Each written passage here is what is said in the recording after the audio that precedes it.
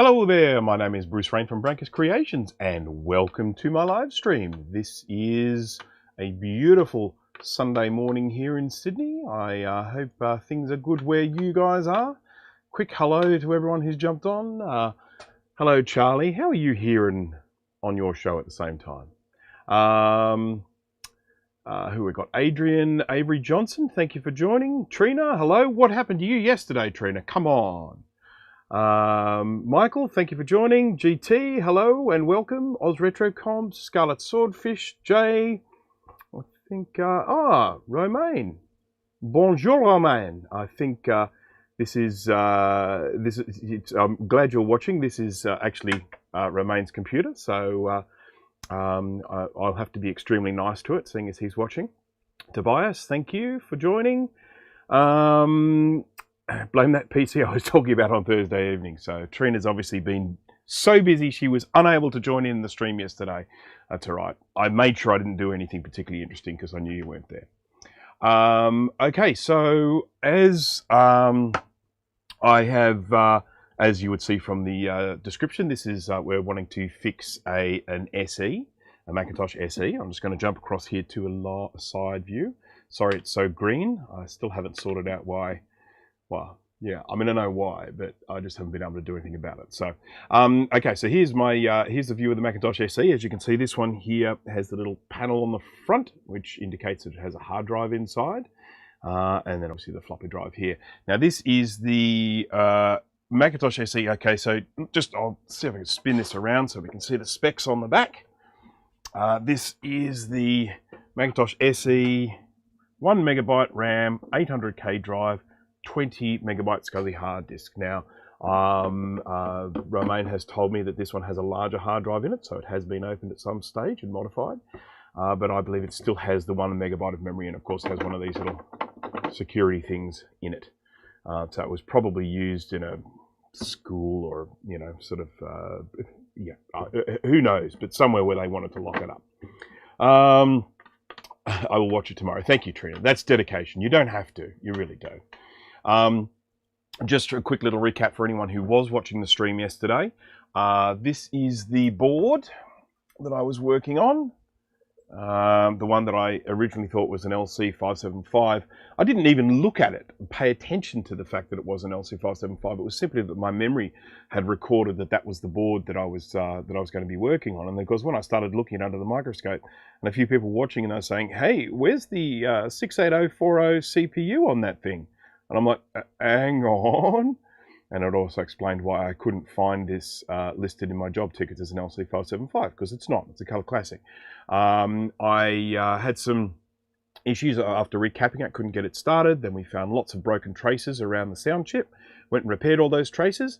It then fired up after that, but with very quiet sound. I then it spent some quality time in the ultrasonic cleaner, got it all clean and dry, and then it worked beautifully after that. So, ta-da!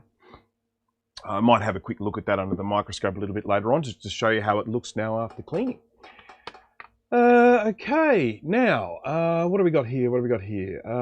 Tom Barber, hello, welcome. Last night's stream was a snooze fest, indeed.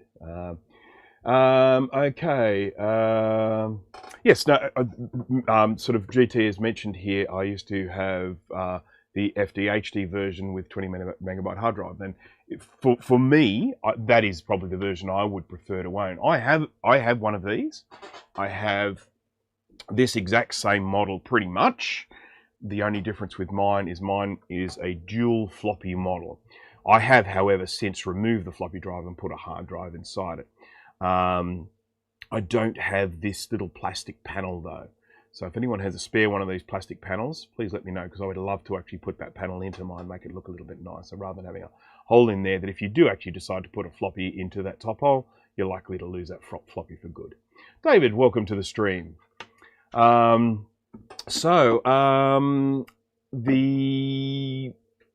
problem with this one, I'm actually going to power this one up. I don't normally do that.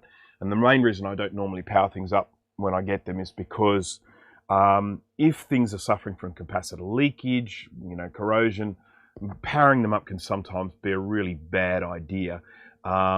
this one here, these Macintosh SEs, they generally don't suffer from sort of corrosion or leaky caps. So it's likely to be a different problem with this one.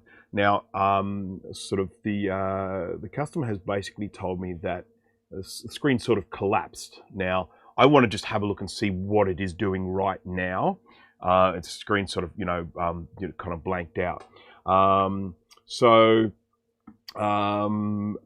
I really should mention something very quickly if we're going to just talk about SEs here, because I do love these SEs. If we look at them from a historical perspective, so these were the very first Mac to introduce, were they the first? Yeah, I'm pretty sure they were the first Mac to introduce the Apple desktop bus, the ADB port. So prior to this, of course, you had the Macintosh 128K, 512K, Mac Plus. They had the little plug in the front here with a little, it's like a phone cable, but it's not a phone cable, that you connected the keyboard to. And these now had an ADB, and of course the mouse then plugged into the back via a little 9-pin plug. Whereas these now use an ADB port, Apple desktop bus, which supports, keyboard and mouse, all sorts of other things. I mean, people, made lots and lots of different ADB devices back in the day. And of course, another thing that this one, another two things this did, I'll just mention a couple more. One is this moved the battery inside the computer, which of course was a bit of a pain because these were all held together with T15 Torx screws. A lot of people did not have Torx drivers. They were hard to open. So people couldn't change their own battery. So sometimes these things just sat, and then the battery ended up leaking and failing and destroying the board inside. Whereas the Mac Plus and the 128K and the 512K, you could access the battery from a little panel on the back. So the customer could actually replace that battery if it started getting old or started leaking or anything like that. So that was one of the things that this did, is it moved the battery inside, which of course was a detriment to the long sort of life of these, unfortunately, because some of them have died for that reason.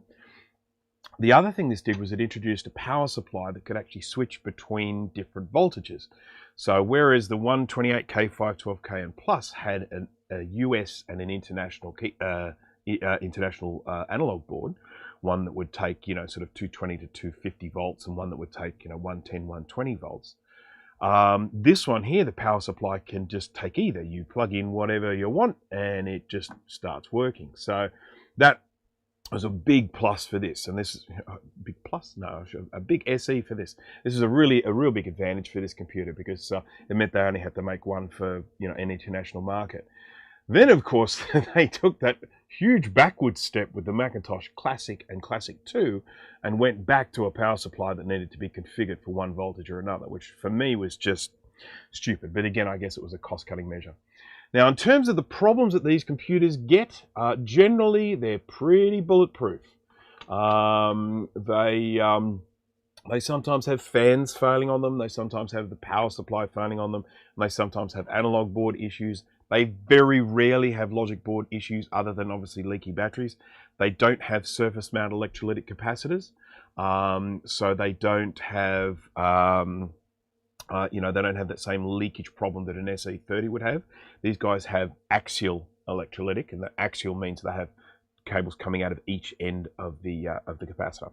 So anyhow, I am now going to open this up, and we'll have a... Oh, I'm not. I'm going to switch it on, aren't I? I want to see what it's doing. I want to see what it's doing for myself. Experience the fault. So I'm going to plug this in now, and let's see what happens. Okay, so we get a chime, so we know the logic board is okay. There's no real issue there. Now, obviously, the brightness controller's under here. If you ever happen to be in a situation where you buy one of these that turns out to be not working, sometimes it can be as simple as the brightness control turned down. Now, obviously, it's not going to be the case with this one. This is someone who knows what they've got. This is someone who's, it's their computer. They know where the brightness control is. But there have been times where sometimes people have been selling these on eBay. They've got no idea what the computer is. Oh, that's an old Mac. I don't know anything about it. It seems to work, but the screen's black. Selling it as parts are not working. And then, you get it, and it's just the brightness control turned down. So there's just a brightness knob under here. So hard drive light flickering away, it's booting up into an operating system, but of course we're getting absolutely nothing from the display. So looking at that, it is completely and totally black and dead, nothing happening. So, hope no magic smoke in there. I'm pretty sure these don't have reefers in them, but we will have a look and discover that soon. So the magic smoke is, of course, something gets released by a lot of old power supplies when they get to a certain age, and it's caused by reefer capacitors, which are safety filter capacitors that are in a lot of those old power supplies.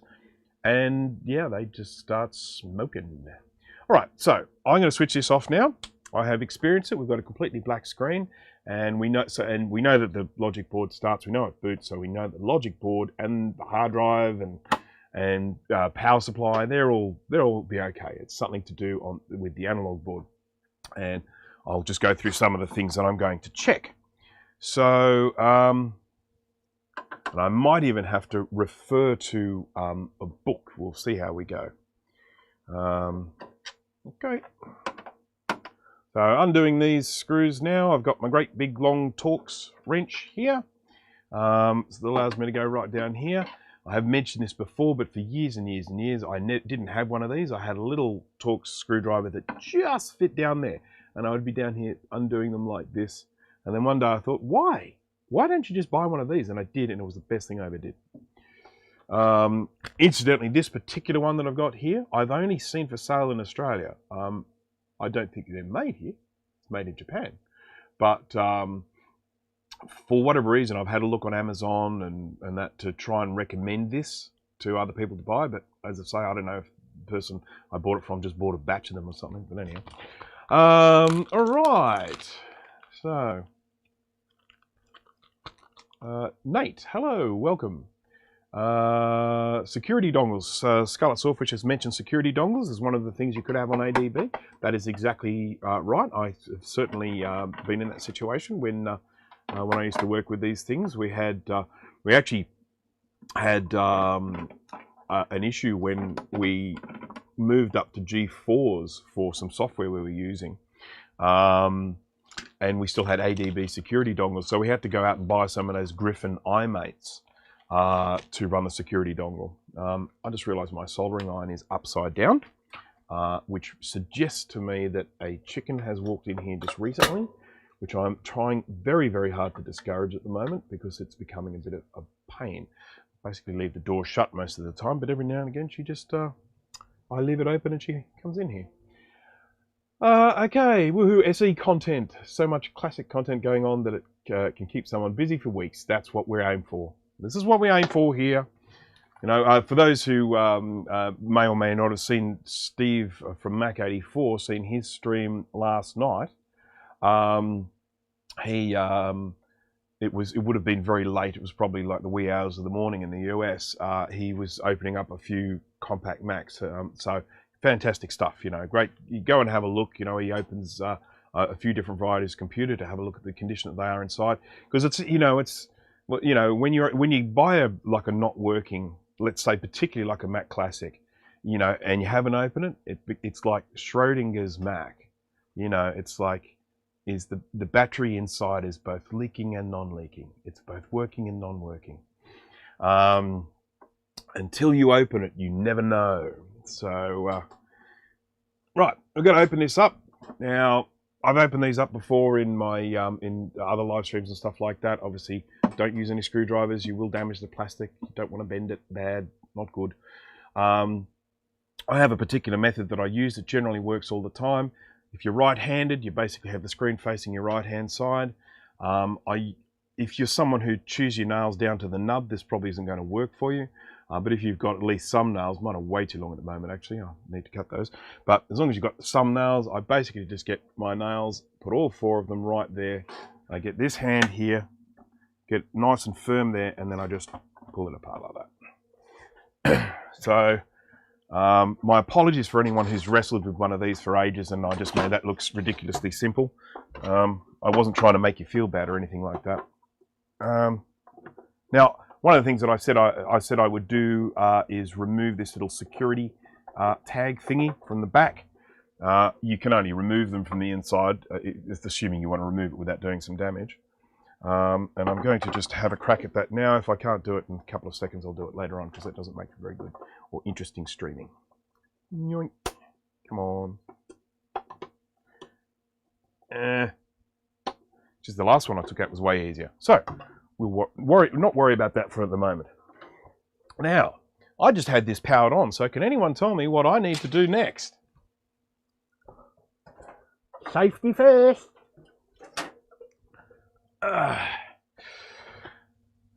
Okay. I have got several Schrodinger's Macs. Yeah, it's well, we had, you know, as I say, Steve had a couple of Schrodinger's Macs last night, and I tell you what, one of those ones he opened up, it would have been better if he never opened it at all. Put it up on a shelf and just wonder what was inside. Okay, discharge of CRT is exactly correct, Scarlet Swordfish, and also Trina. So, right. I have done a video on this, so if you want more details on the process, please have a look at my video. Incidentally, this is a Mac that does have a bleeder resistor, so in theory, I shouldn't need to discharge it, but you still do it to be safe. Bleeder resistors can fail. So, the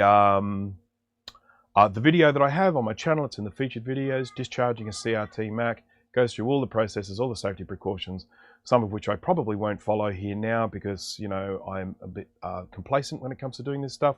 For that, I apologize. Big disclaimer, don't do as I do. You know, there are definite dangers associated. So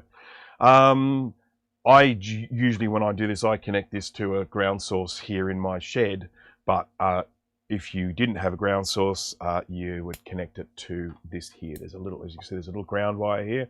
You connect your the ground of your discharging thingy to that. Let's just put that there. Okay.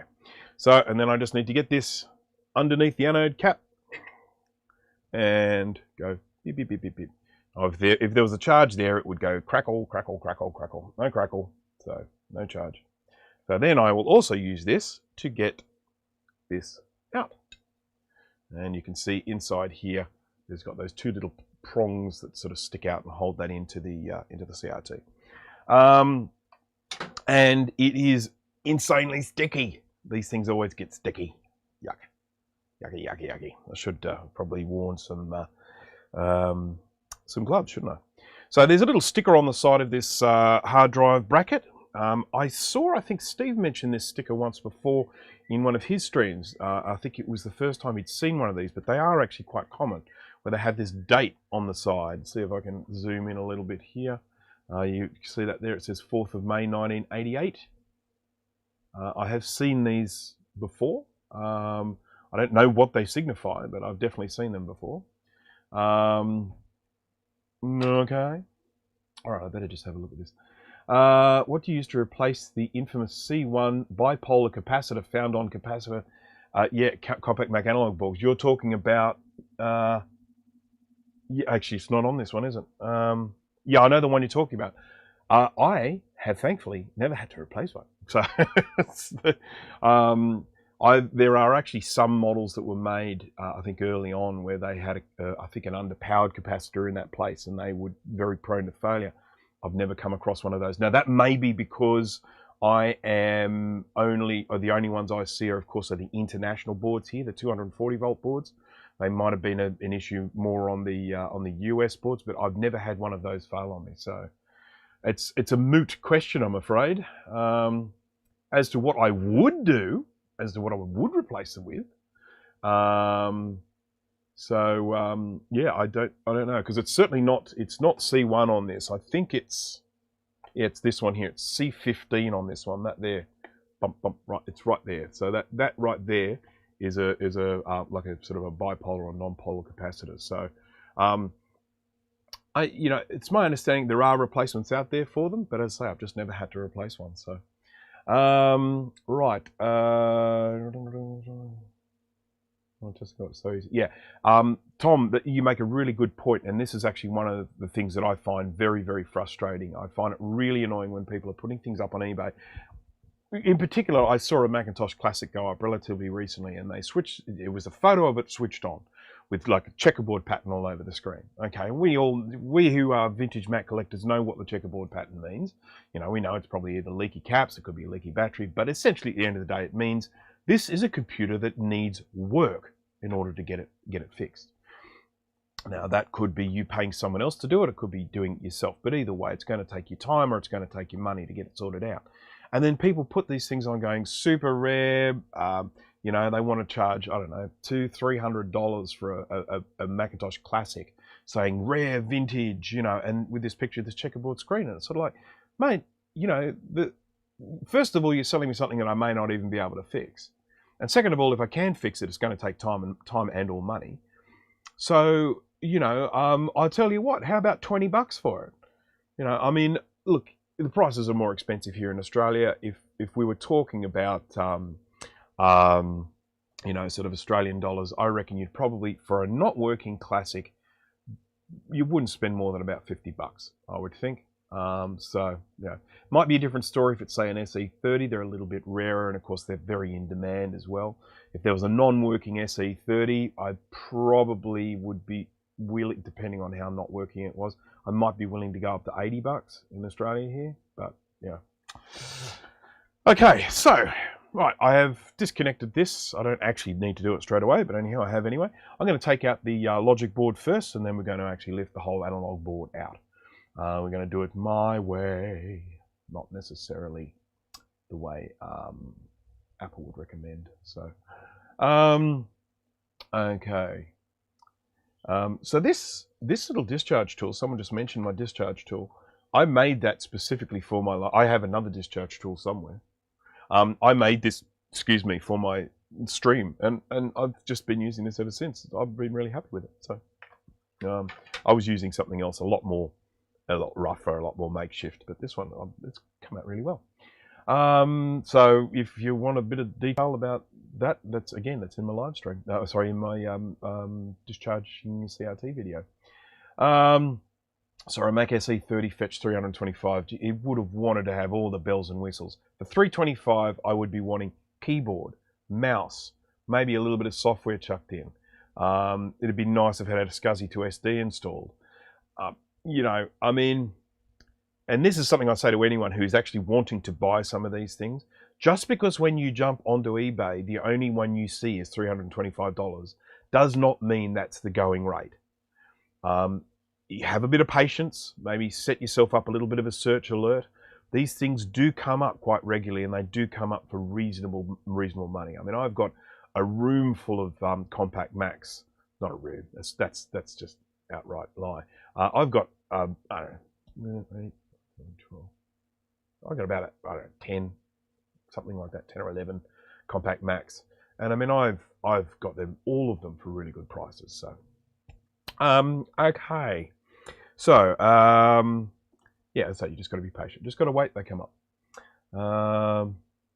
2,000 or 3,000 for Mac 2FX. Okay, sorry, I've just got to go back here. Non-working SE30, that is. No, that is ridiculous. When you say you saw it fetch 325, are you saying someone actually paid that? I mean, unless it had some sort of amazing display, you know, sort of, I don't know, display card, really rare display card inside. I cannot fathom paying that much for a non-working SE30. Okay, so 2,000 or 3,000 for Mac 2FX, albeit working, but yeah, look, I would love a 2FX, and of course, again, it was one of the computers that I used to work with back in the day. If I'd have gone up to my employer and said, hey, can I have this when it got decommissioned, probably would have one. But the only downside of the 2FX, of course, is the RAM. If you get one without RAM, I think the sort of RAM that the FX uses is very hard to get hold of these days. Someone tell me otherwise if that's not the case. But the 2FX use different RAM to all of the other computers, and I think that RAM is pretty hard to get hold of. But yeah, I mean, how great would it be to have a 2FX in the collection? Love that. Yeah, that's crazy. I missed out on a 2FX and went for 165. Yep, I'd pay that in a flash. Sell a kidney for it. 22 minutes in, already lying to our faces. I know. I do like to embellish, don't I? there's an option only show sold items so you can get a better idea of what they're selling for. Yeah, and this, look, Trina, this is something that we actually say on the Mac Yak show, and I've mentioned on this stream before, and it's so important to be aware of that feature. When you do a search for something, there is the option in the filters when you're filtering the results to click on sold items, so you know what they actually sold for. And more importantly, you can see if it's, you know, if there was one that was ridiculously high price, you can see that it was just one off rather than it being sort of a trend or something like that. So important to do that when you're looking for Macs. The only problem with that is it only goes back a couple of months. I would love it if there was some sort of resource for sold items like that that went back like 12 months. How good would that be? Okay, Don Irving, hello, welcome. Okay. Oh, sold for $324.99. That is just so annoying. Oh, look, while I'm here, I just need to make a quick shout out to someone. One of my viewers has got a birthday coming up in a few days' time. Arian, I just wanted to say hello, happy birthday for a few days' time. Sorry, I can't wish you a happy birthday on your actual birthday, but I can't be sure I'll be streaming then. So just a quick little birthday shout out. Okay, so yeah, I watch the Aussie eBay market very closely. So do I, and I've got a few little things that I've made that go in and send me alerts very quickly too. Right, okay. Now, I have stopped, and I need to keep going. So I need to get these cables undone. One of the things that Steve did in his stream last night was he removed this bracket, which is always a good idea if you're going to be getting your hands in here, because it's very easy to bump this and then snap that little kind of nipple thing off the end, which is where they actually, I'm just going to take this off so we can see it. See, there's a little glass thing there that is insanely brittle. If you knock that, you're going to let all the air out of your CRT, and you cannot fix it if you do that. You have to throw it away and get another one.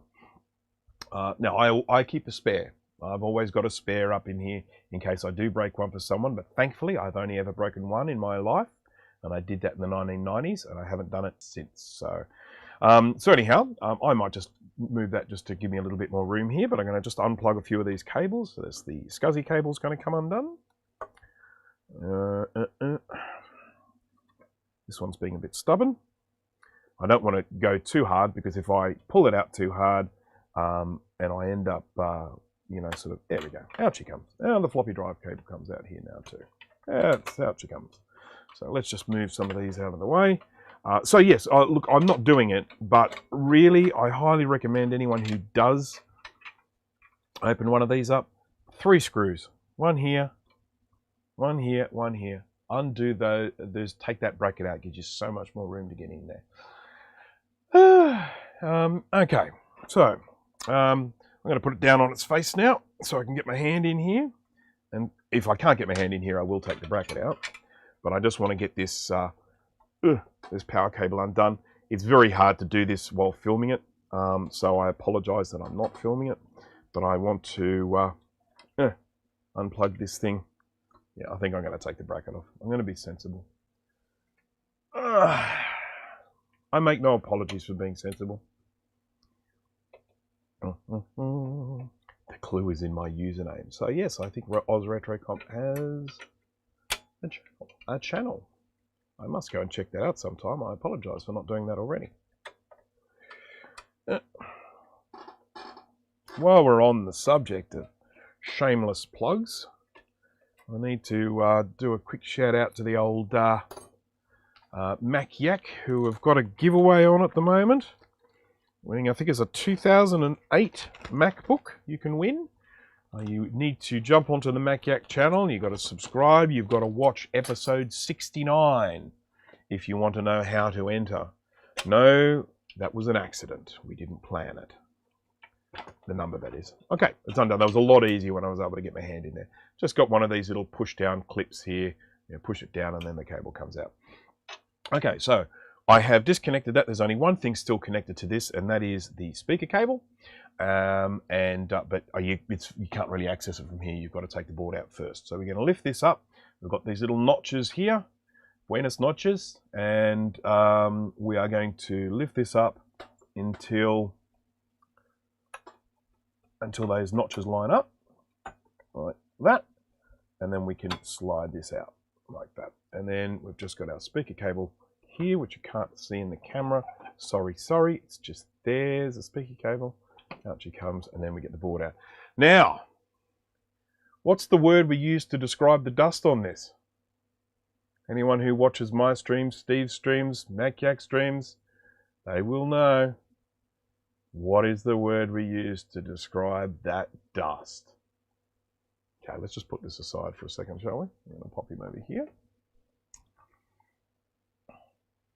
Okay, well, actually, Trina, you got it right. I mean, gunge is certainly what I should call it, but I tend to use gunge to describe crusty stuff, you know, like crusty corrosion. That is caked. Yeah, scunge, by the way, is wet corrosion. It's, you know, so once gunge gets into a liquid form, it becomes scunge. So, but yes, I would call that caked.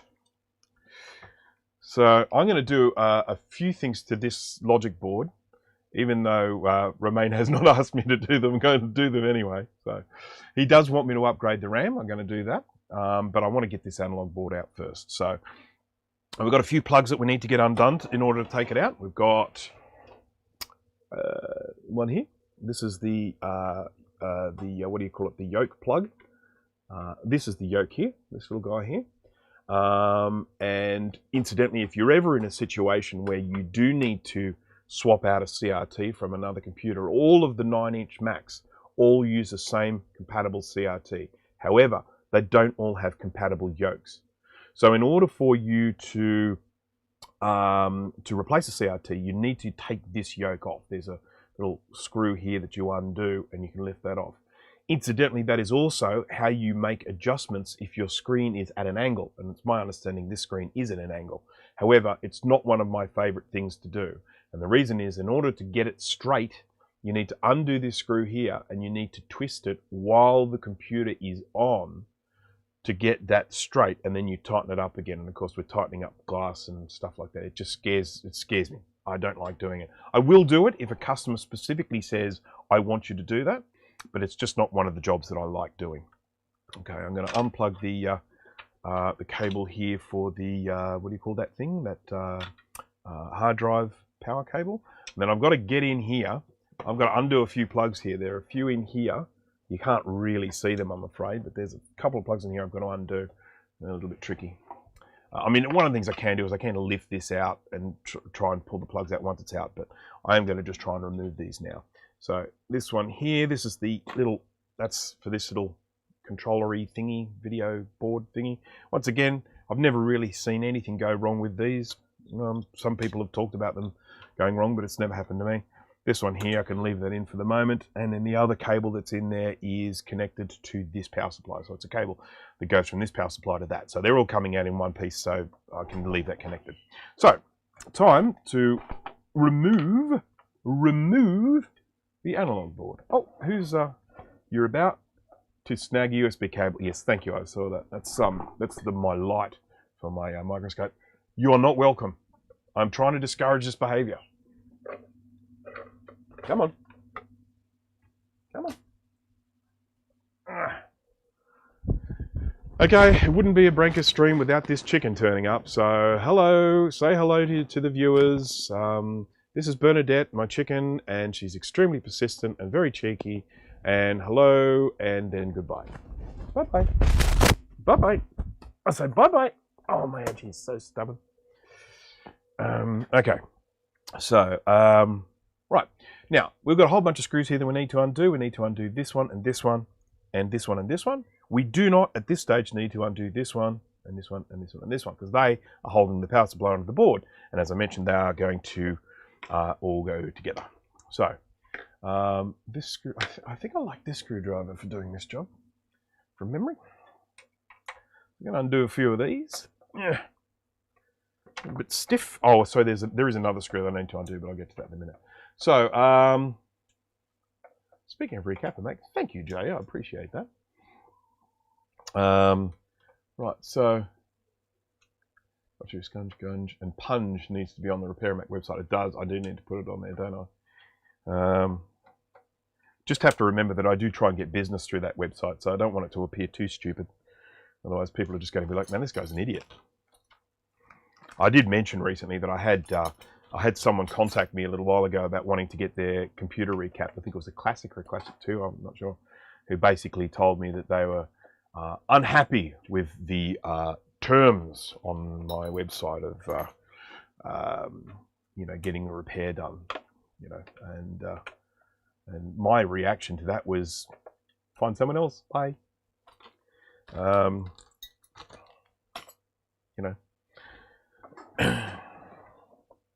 Okay, so then we've got this last screw here. This is just holding this little grounding cable connected up. If you forget to connect this up, you are likely to end up with some display issues. So don't forget to connect it back up again when you put it back together. You like to get like little wavy lines and stuff like that. Okay. Anyone who wanted to see more of Bernadette, don't worry, you probably will. As I say, she's just got this new habit of just turning up and hanging out. Okay, so I'm going to take this little metal thing. I regularly find these missing on the Macs that I work on. People obviously pull them apart and then they forget to put them back in again. Right, so we're all disconnected here. We've now just got to get this out. At the front of this is the what do you call it? The display brightness adjuster. So I'm going to lift this out, and I generally give it a bit of a bend because there's a lot of flexibility in this, and I bend it up a bit until I can get the bottom of the power supply out. And the reason why what is usually said is you're supposed to undo these, disconnect the power supply, take the analog board off, and then pull this power supply out. But I mean, you saw how easy that was. So got our little screen volume adjuster, display brightness adjuster. So I'm going to pop that in there. I do this with the computers I pull apart. All the bits I put in a little Ziploc with the job number on it. That way there's no confusion about which part came from which computer. Okay, so once I can see in here, this is got the little 63 ohm speaker, which we've talked about before. Very hard to find replacements for. So I generally replace them with a 50 ohm speaker. Did that just recently for a customer. Okay, let's pop that down there. That's out of the way. This is essentially what we're concerned with. Now, we know, okay, so let me just spin this around the other way. This is the power supply here. These guys do sometimes end up with problems and need to be recapped. Having said that, I mean, I've got an SE and an SE30, and both of those, the power supplies are still running strong. I think there's one version of the power supply that's worse than the other. So we know the power supply is working because we're getting the computer, we're getting a chime, it's booting, the hard drive's spinning up, we're getting power from that. So, okay, oh, hang on. Why did Apple use SCSI drives instead of IDE in their early Macs? I will answer that in a moment because that's a long question. Since I can't do a super chat, I just sent a donation to Bruce through the site. Thank you, Trina. Very much appreciated. I do appreciate all donations that come through from people. It's nice to know that people are enjoying it enough to sort of to hand over some of their hard-earned cash. I really do appreciate it. So thank you. So glad I replaced the double-sided tape from my Mac Plus's vinyl cover with plastic tabs. Yes, I totally get that. Karen-proof terms on your website, yeah. So anyhow, yeah, the terms that I have on the website, I'll just sort of very quickly explain this before I go any further. Essentially, what I say on my website is that what you're paying for when you send a board to be recapped is you're paying for recapping. If you send me a board which is working and I recap it and it's not working, I will accept 100% responsibility for that. I will, work to get it repaired because it's clear that something that I've done has made it not working. If you send me a board that is not working and ask me to recap it, and then I recap it and it's still not working, there's no, I can't, if further work needs to be done, I need to charge extra for that work, because ultimately when you send me something that's not working, it's not known whether it's the caps that are causing the problem. We know that it's a fairly high likelihood with those computers, but it's not a guarantee. There could be other faults. I mean, the thing could have been broken for years. People buy these things on eBay and they go, oh, it's not working, just needs a recap. But you don't know that. I mean, the thing could have got cooked years ago and then gets sold on eBay, someone buys it and thinks, oh, all I have to do is recap it.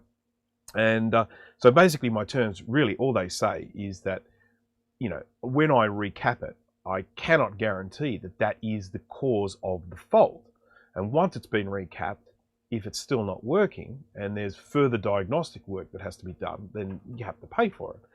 And that's basically it. And this person sort of wasn't really happy with that. But having said that, they hadn't read it very well. But that's not surprising. And they were saying they were a legal student, so they're probably not used to reading things. So, law student. All right, so power supply, analog board, fan. Fan is one of the common failure points on these. You know, the fans do often die, so you sometimes need to fix them up. I'm going to give this a go with the air compressor to blow it all out. Now, given the fact that we've got a completely dead screen, there are a few things that I would be looking for.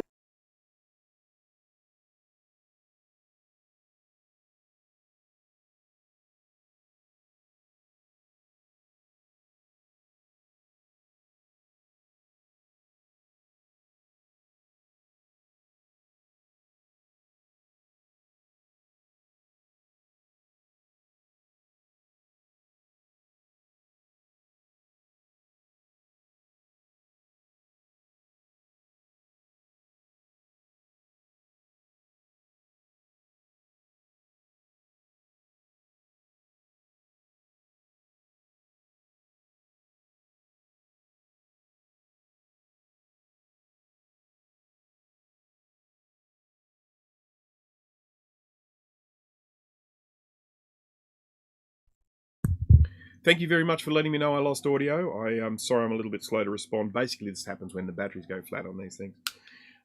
So I do have a spare backup microphone right here, as you can see. I'm nice and clear on the screen there.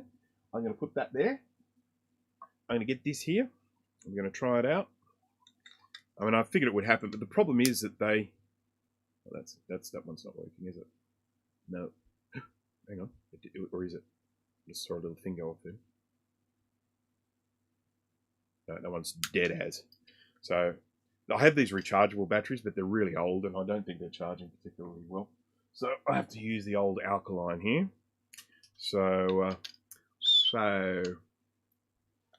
right.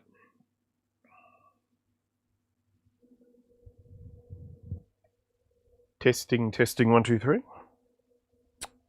Right. Let us continue, shall we? So anyhow, what I was basically saying with this is the most common fault I would find with these is cracked solder joints. So that's going to be the first thing that I have a look at. So we need to take this off and we need to just inspect the board. So we'll have a look at this. Yeah, my apologies for the lost audio. This is something that since I've had this little wireless rig that I've got, and I bought, well, I have left over from a long time ago 4 rechargeable 9-volt batteries, and I just don't think they're holding a charge particularly well anymore. If I use an alkaline battery, I'll happily get like at least 2, maybe 3 streams out of one battery. But I need to get the rechargeable ones sorted out because I can't be just, you know, going through that number of 9-volt batteries. It's just wasteful. So I might have to go and try and buy some new rechargeables. The rechargeables were just sort of left for a really long time, not getting charged, and so I think they've died. So I'm just taking off these little lug thingies that hold this sort of vinyl on the board because we need to be able to see behind it. Yeah, there we go. That's it. Off we go. And then that comes off there, and then we can always have a look around with this to see, you know, sort of whether you've got burns and stuff, because that can often be an indication of a problem. So if I look at this here, my burn is happening just above the display controls. What is that? What's that one? That's the cutoff. So it looks like it's happening just above the cutoff. There's a bit of generating a little bit of heat there. So we'll just put this one aside. And then of course the other thing is this could well just need a recap. It could just need to have all the capacitors replaced. I'm going to pop this down here, and we're going to get the microscope, and we're going to have a little bit of a look-see. All right, let me just have a quick look. Right.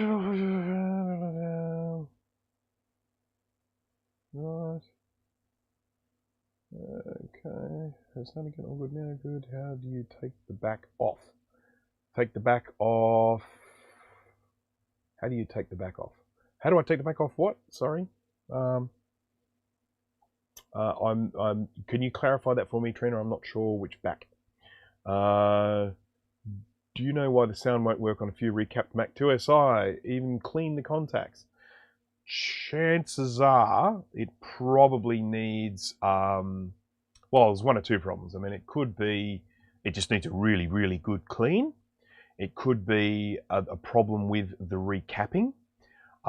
It could be faulty sound chips. Now, I'm just going to grab a 2SI board here while I have one.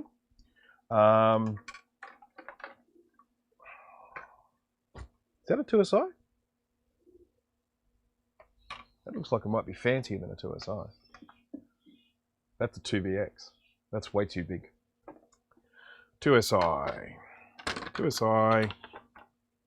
Here's a couple. I think these are both 2SI. No, that's a 610. That's a 2SI. Okay, so the 2SI, there's a lot missing from this board because it's been rated, but this is a 2SI board. You will have to take my word for it. The sound chips.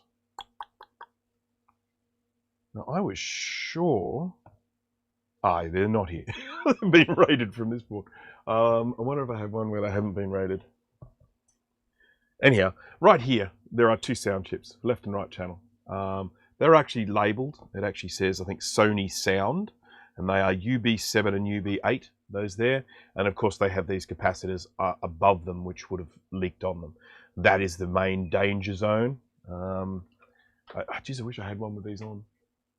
I mean, I do, but I just don't know where it is. Is that it? Maybe, is that it? That is it. Oh, lucky. But I went rifling through all those boards, and the other one, the one I wanted, was right here. This one's had a fair bit of work done on it. This one, oh, telephoto. Zoom, zoom, zoom. Zoom, zoom, zoom, zoom, zoom. We're going right into the spot there. There it is. Sony Sound. Do you see that?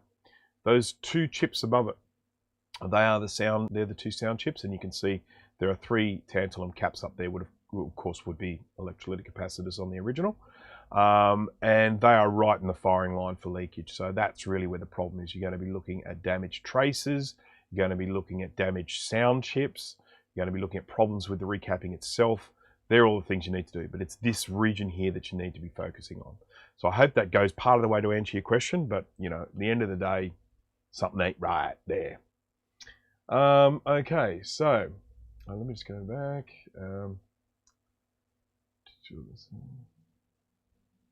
Back cover that I just took off. Are you talking about the this thing, the vinyl thingy? If you are talking about that, it just has little plastic lugs in them that look like this. And it is basically just a, it's just to protect people who open them up from any of the dangerous voltages that might be around on this side of the board. So you can, so technicians could have it open, you know, and work on it without, you know, accidentally touching something here and hurting themselves.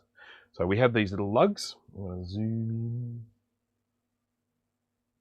Hey Steve, welcome to the stream. Thank you for joining. We were just talking about you before, saying nice things, of course. Can I focus? Will it focus? Focus. Focus. So these are the little lugs that hold them on, and they're basically comprised of two parts. There's this little part here, which goes, sorry about my nails, my God, look at them, they're so long. This one goes through the hole, and then this one goes through the lug, and that pushes these little lugs apart to make them so they don't fall apart. So you just basically have to pull this top part out, and then the bottom part comes out. So then once you've got them all out, the cover just comes straight off. Unless, of course, you've got an old Mac Plus, and they are sometimes held on with double-sided tape, which, of course, is a real pain to get rid of. And then you get rid of those and replace them with lugs, because yes. Right, so How to get it connected to a VGA monitor? Okay, so Nick, I'm departing what I'm doing here quickly just to answer your questions about the 2SI. If you're wanting to run them on a VGA monitor, you can do it. Generally, most monitors do. I run it on my VGA monitor, but you do need the right adapter. 2SI outputs a slightly different signal to some of the later Macs. So if you're looking to get one of those little adapters that goes the DB15 to the VGA, you obviously buy them on eBay and that. You need to get the one, you don't get the ones that only have 8 switches on them. You need the ones that either have 2 rows of switches or I think 10 switches. And then you do have the option with those ones to configure the correct settings to make it output to a VGA monitor. So, all right, let's just put this here somewhere where it's not in the way of me. Really wanted to say, don't worry, Bernadette will be back, I promise you. Bruce is the most prolific recapper on YouTube. Maybe, I don't know. I'm not turning it into a competition. Okay, gotta lift this up because I want to have this at a height that I can sit it above this and then look at it. And I'll just see if I've got enough focus on there. I do. Okay. It looks like I do anyway. Yeah, I do. I've got plenty of focus. So let's jump across now to the microscope. Let's just do a quick little focus check. That's good. Looking good at this end as well. Right. It might go out of focus, in and out of focus a bit because this thing's at varying height. So I'll just try and fix it up as I go. Oh, Dana does stuff. Where have you been? Have you been doing stuff? Were you here all along? Did I say hello to you? I'm not sure if I didn't. Hello. Okay. Switch. It's like 5 switches, but I'll order a better one. Thanks. Yeah. As I say, that one that you've got there, Nick, that little adapter, it's going to work for the later Macs, no problem at all. But it's not going to work on a 2SI. It's not going to work on a 2CI. I think even the old LC is the same. They output a slightly different signal. I can't remember. It's something to do with like sync on green or something like that. I can't remember exactly, but just got here, was napping. Okay, well, thank you for devoting some of your time to me today. I do appreciate that. I'm currently looking at 27 viewers. So hello to the 27 of you. As usual, if you haven't jumped on to say hello, please jump on and say hello. If you're a first timer, especially to jump on and say hello. I always like to hear from people. All right, now, we are currently looking at the analog board through the microscope. Now, when we look at something like that, we see this kind of dark, crusty stuff here. It might look rather nasty, but it's not. That is just, just get rid of that fluff. That is just a little bit of leftover crusty flux. A little bit of rosin.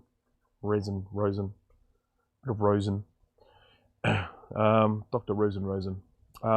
So, no real concerns with that there, even though it might look nasty. One of the main places that I would always look with this for a problem with the display, the very first place, is I think it's the J1 connector it's referred to. And we're going to shimmy our way across there now and see what we see. And I can tell you, right there, that is one crusty looking joint, and that is enough for us to lose the display. So I would say with a fair degree of certainty what you're looking at there is our problem. I'm sorry if I found it too fast, but yeah, I think that's almost definitely the problem. So let's just jump across here to the view so we can see exactly what it is that I'm looking at, the side view. This here is that little connector I was referring to before, P1. Why is it a P, not a J? But anyhow, that's the P1 connector. That's the one that connects to the yoke. That's it there. Very common failing point on these. And it's got 4 great big pins going through there, and they come out the other side here. And then you've got those 4 little pins coming out the other side there. That's what we were looking at under the microscope. So, okay. Did anyone get my little Fletch reference before when I talked about Dr. Rosen? I love that movie, Fletch. Okay, so that one is an absolute train wreck. Now, you can see that the solder... Oh, no, you can't see anything. You can see that the solder has actually started to melt, and that's because of this whole resistance heat thing kind of spiraling effect that ends up happening. So what ends up happening, you get a solder joint that ends up getting sort of a little bit cracked, something like that. It means that not as much power is getting through, which means that it's going to increase the resistance. And with the increasing of the resistance, it also ends up creating heat. That resistance gets turned into heat, and that heat ends up melting the solder. That ends up creating a greater level of resistance, and it just spirals out of control. So, so basically, what we have here is this joint has ended up looking this bad because of an initial crack. So, I will have a look at the other joints, but my guess is that one joint there is the problem. Let's have a look at the others. We can see just the beginnings of some cracks around there and there. Oh, and there's a fairly nasty looking crack there as well. So what we need to do is we need to get that solder out, and we need to do it again. Now, when I'm replacing the solder, I don't just add solder. Inductive arcing. Dr. Rosen I was thinking of. Okay.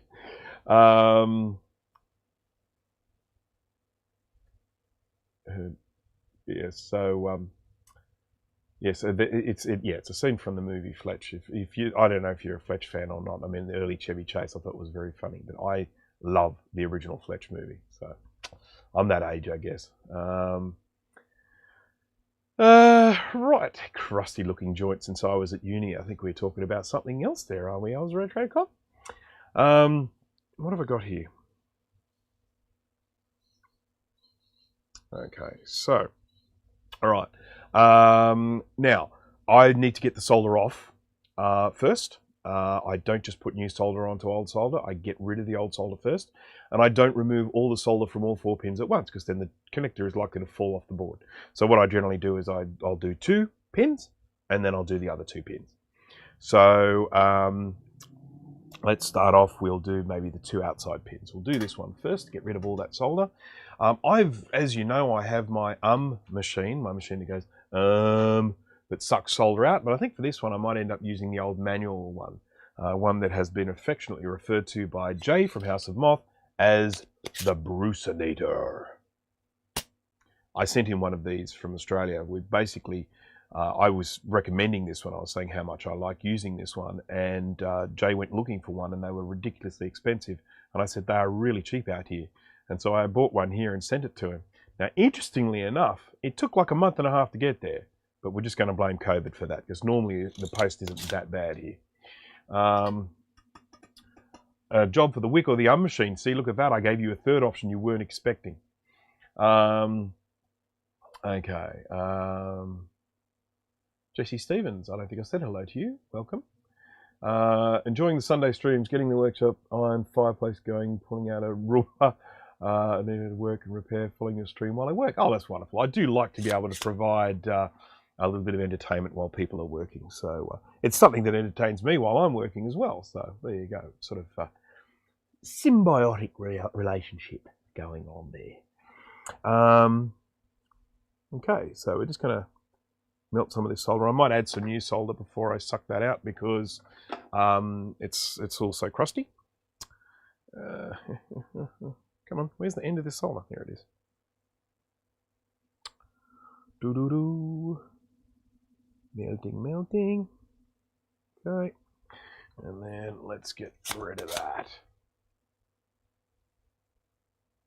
Do I have troubles with the tip melting? It's funny, you'd think it would, wouldn't it? But no, it doesn't. It doesn't melt.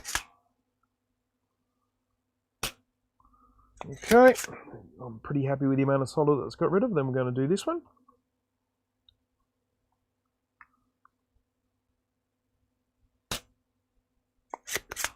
The main reason why I like, well, there are 2 main reasons why I like this one. 3 main reasons. 3! Nobody expects the Spanish Inquisition.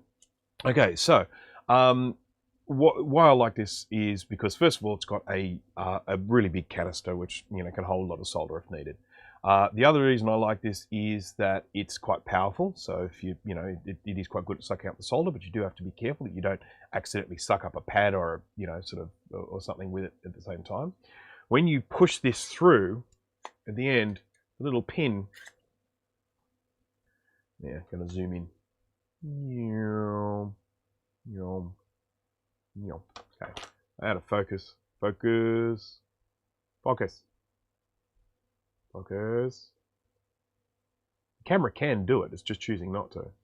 Oh, yeah, do it down here. When you push this through, there's a little pin that comes through the end. So if there's anything stuck in that nozzle, it pushes it out when you prime it. And the other thing I like about it is when you open it up to clean it, you just turn it and out it comes like that. You can just empty any solder that's in it out like that. Whereas the one I had before, it's screwed in, and so you have to unscrew it and screw it in. This one is just like so quick and easy. This is actually made by Gut solder sucker. It's a very good solder sucker, and that's interesting because that is the same brand as the solder wick I use, which I still haven't bought any. Going out to buy some today, promise you. Okay, so let's continue with the work we were doing here, because I have to tell you, I love working on SEs. I love the SE. I don't know why. It's just a computer that I really, really like. Now let's get some new solder on there, shall we? So we've cleared away most of the old solder. Just going to apply heat, make sure I'm getting heat on both the pad and the pin. Get a decent amount of solder there, and then just do a little flick up at the end to get a nice little round knob on the end of the pin. Is that last bit important? No, but I like to do it anyway. Okay, I don't know, I just like the little round bit on the end of the pin, so let's just get some more on here. Don't want to apply too much heat for too long with these, because otherwise you will end up melting the plug on the other side. Right, so, good song. Do you have troubles with the tuning? I've already answered that, haven't I? Goodness. Ah, yes, good. Yes, very good. Ah, yes. So, we've done two. Now let's do the other two. Again, this one has some nice little cracking around there. I really should have taken a photo of that really bad joint, shouldn't I? I might have to take a screen snap from the video, because that's a good demonstrator. You know, I often get people talking about cracked solder joints. It's like, oh, what should I be looking for? It's like, well, you're looking for something like that. Okay, and then we'll do this one. Nice cracking on this one as well. I mean, you can see why I went straight for this. It's so clearly, it's so obviously a problem with these. So there we go.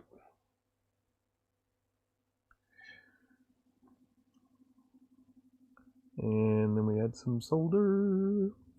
Or solder. Add some solder. And then we go, and then we do this one here, which has gone out of focus. So I don't know why I'm singing what I'm talking. Maybe I need to be in musical theatre. Okay, there we have. We'll see if I can zoom in a little bit here, maybe. To, where am I? Here. There. Okay, so if I go oh god, it's so hard. I always just get the that way. There we go. Just get rid of that. No, it's this one. Okay. Then I can get there. There we go. There are my 4 newly soldered pins right there, all looking good. We'll hit that with a little bit of flux cleaner, just to clean up any mess that I've left behind.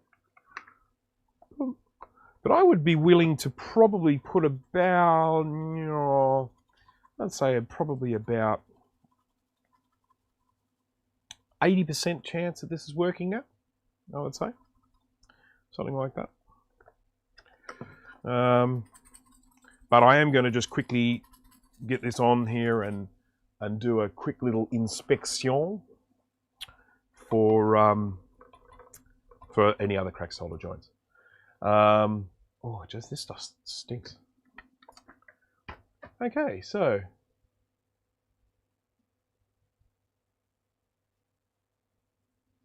yeah, I mean, a lot of, you know, sort of when someone sends me a compact Mac like this, whether it be an SE, SE30 plus 128K, 512K, if someone sent me, let's just say for argument's sake, and I've had this happen before, let's just say for argument's sake, I had someone send me a 512K to look at. maybe there's a problem with the RAM or something like that. Okay, I'm going to replace the RAM. It starts working. Yeah, it's good. I could, of course, just say, yeah, that problem is fixed. See you later. But when it comes to these Compact Macs, I don't do that. I always take the analog board out. I check all these solder joints. If there are reefer caps, I generally replace them because I just want to try and future-proof these things as much as possible. You know, I want to keep them going for a little bit longer. See, what happens with these is because these are connected, these are the plugs. These are the ones that are, the pins on the plugs are the most likely ones to end up with cracks on them because of, you know, movement and stuff like that, or of the flyback because it's a big heavy component. So anyhow, we're just going to, just bought yourself a SCSI ID from ITED. Good move. I assume it's ITED. I don't know how to pronounce it. ITED? I mean, you know, who knows? So, obviously, we've got some empty ones here we don't need to worry about, but what we're looking at here, or not looking at here, what I'm looking at here, and now you're looking at here, we have, these are just pins for a plug. I'm looking for any cracks that I might see on these. This one here, oh, that's all right. That's fine, it's just dust.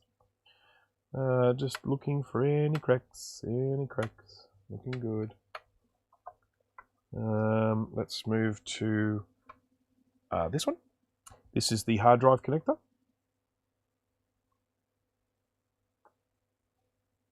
No cracks. That one there. Yeah, we've just got the slightest sort of beginnings of some cracks going on there, so it's probably not a bad idea for us to do this one as well. Oh, just drop my liquids here. Oh, and then just drop something else. One of the things I'm going to be doing later today, won't be streaming this because it'll be a bit boring, is cleaning this workshop. I have been so busily working in here that it has just been getting out of hand in terms of mess. Don't like it. Don't like it at all. I can't usually get the nice, neat little bobble on the top of these ones because of the shape of the pins. Come on, bobble. No, can't do it.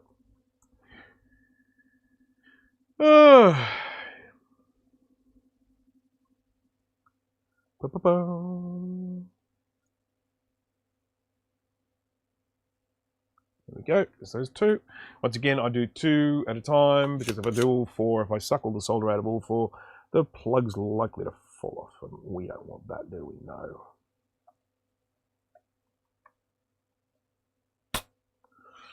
Then I have to put it back on again, and I don't want that. Focus, focus, focus.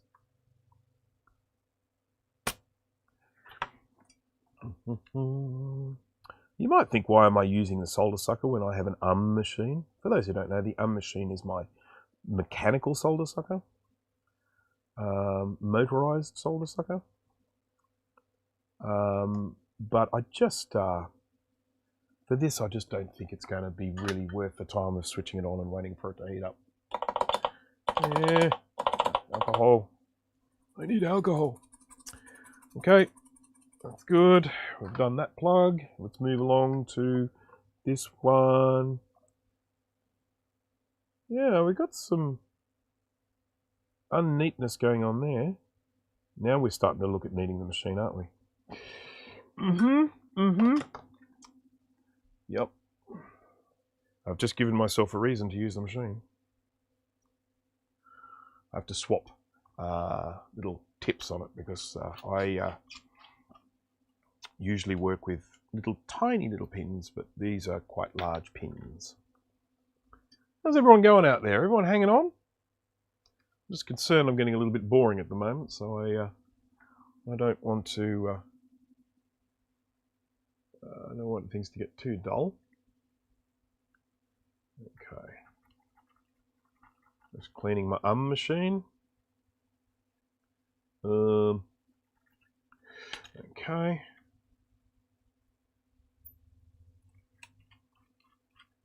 Switch it on. When I switch this on, it makes an absolutely revolting noise, and it is the sound of a fan inside it, which I think I might replace because I don't like it sounding like that. Right, hanging on, good. what compacts have reefer caps? The 128, 528, 12K and plus. Yeah, so you'll find them generally in the 128K and 512K, 512KE as standard. They're going to be in there, I think, pretty much with all of them. The Plus, not all of them. I think some of the early ones had reefers. In the later models of the Plus, they moved to, I think, some polymer versions of those caps. So the later Pluses don't have that issue, but some Pluses do have reefers in them. Okay, and obviously Apple II and Apple III models. If you happen to be lucky enough to own a Lisa, they have them. Yeah, mine just went boom in my 2GS. Yeah, it was good. We've got a little video of that, which is great. Steve was smart enough to actually film the reefer going up. I was just like, oh crap, and I just unplugged it. I was like, I should have filmed it. Anyhow, did I forget a pin or did I miss it? I don't think I missed a pin. I did 2 and then 2. Let's have a look.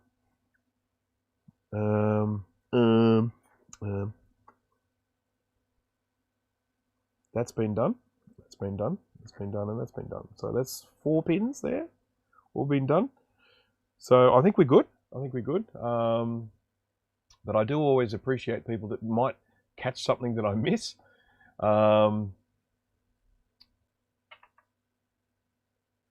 GS2, yep, okay. My cat's thinking of ordering wings. Trina, do it. Get some wings, they're good. I was thinking of doing ribs tonight, actually. Okay. It's got LC, everything's good except it won't turn on and needs new caps. Do you realise what you just said there, Nick? I just got a Mac LC. Everything's good except it won't turn on. So not quite everything's good. Okay, and these new caps. But if the cap juice is all where the little black chip legs are, is it fixable? Yeah, pretty much. Just got to be well cleaned.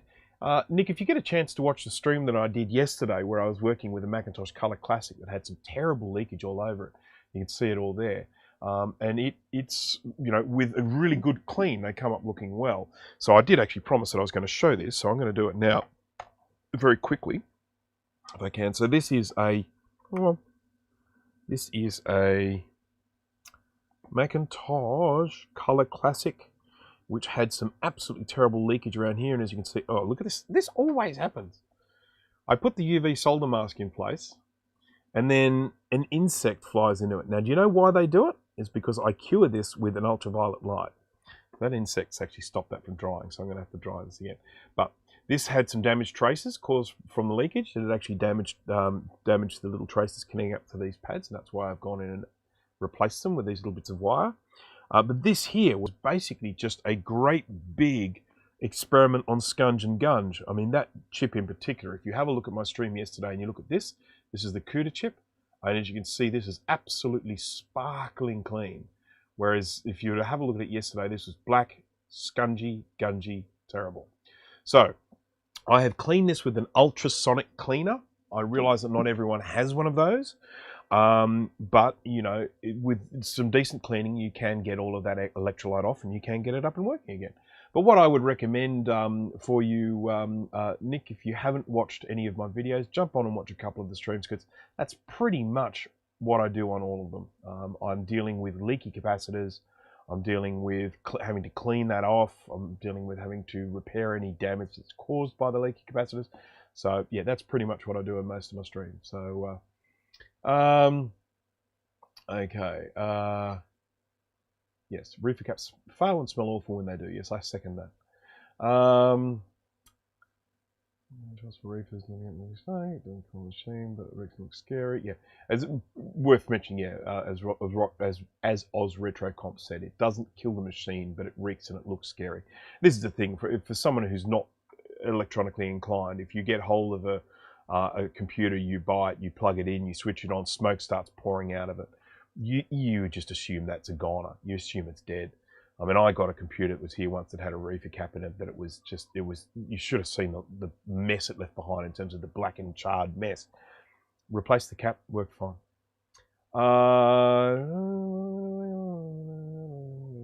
Yep.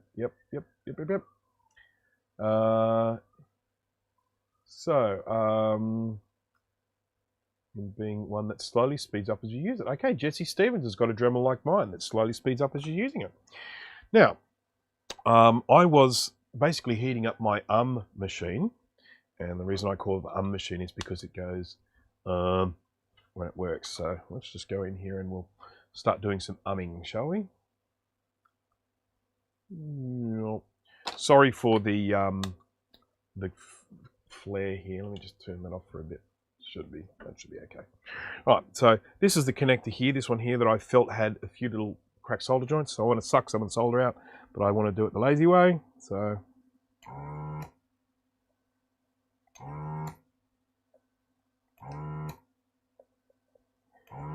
I'm doing every second one in keeping with what I was saying before. I'll solder them up. Oh, I missed one. I had a nice little zigzag thing going, and then I just totally messed it up. Oh. Alright, okay. Nothing wrong with me. Alright, let's have a look, and let's get some solder onto these. But yeah, look at that. I mean, look how easy it is to use the machine. It just takes the solder out, so easy. But you know, as I've said in my streams before, I totally understand that for people that are just sort of taking on this hobby, they may not necessarily want to go out and buy all this equipment at once. You can do this with a solder sucker. I used to do all this with a solder sucker. It's just, it takes longer, and so for the sake of people watching my live stream,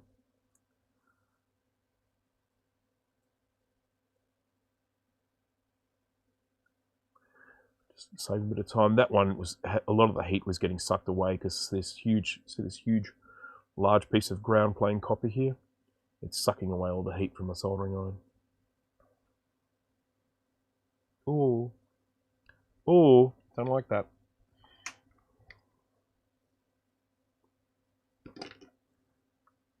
Mr. Brankus is a perfectionist. Okay. Jay has just said it's mint, except he's referring to someone there, someone who's not watching the stream, so we better not say anything because he's not here to defend himself. But someone we know who regularly says it's mint, except, and then lists all these things wrong with it. Okay, now which ones have I done already? Crap. Okay, yeah. Just couldn't remember what they look like. Light off. So, there.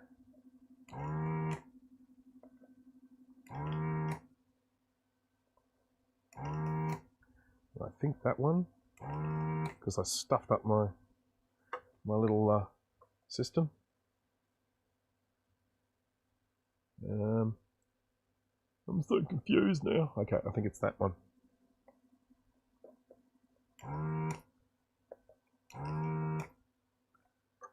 I am just so confused now as to which ones I've done and which ones I haven't done.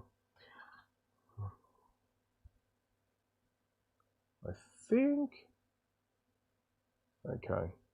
Okay. All right. Okay. Okay.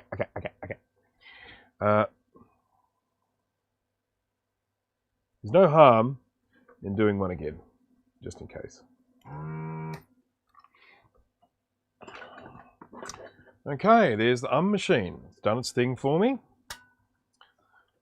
Now we just go back to the old microscope.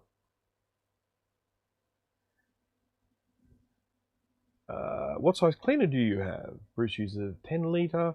I believe link is in the video description. Yes, and just on that, this is something I did touch on in my stream yesterday. That link at the moment goes to a supplier that doesn't have any 10 litre cleaners in stock, which is a bit embarrassing, but I haven't been able to find a replacement as yet. There seems to be some sort of ultrasonic cleaner shortage going on at the moment, and it's probably COVID based because let's face it, everything else seems to be.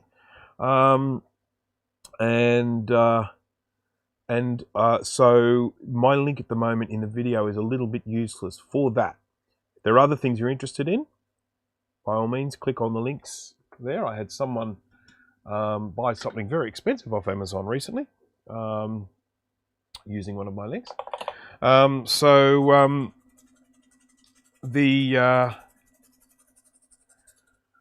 But yes, it is a 10 litre. It doesn't actually hold 10 litres, even though it says it's 10 litre. It might, maybe, if you filled it to the absolute brim. but it probably holds more like 7 or 8 litres. I'm actually going to be replacing the liquid in it today, later today. I'm going to be filming it, but I won't be streaming it. I'm going to be doing that as part of a video that I'll be releasing later on the ultrasonic cleaner and the process I use cleaning. I get probably more questions about the cleaning than anything else. So I figured it's time for me to do a video that just tells the whole story. So, you know, here's a dirty board, here's what I do with it, you know, that sort of thing. So, for USians, 10 litres is about 2.5 gallons. Yep, okay, so I wouldn't have known that. So, all right, so we've done that one where we had a few slightly nasty looking pins, and then this is the last of the connectors, and I don't like the look of that one right there. I'm pointing with a toothbrush, it doesn't work very well. Don't like the look of this one here. I don't actually think it's cracked. I just don't think the joint was done very well in the first place. So back to the machine. So it's right here that we're going to be doing, and I can hear the chicken again. She's coming back. Oh, I've just dropped my solder.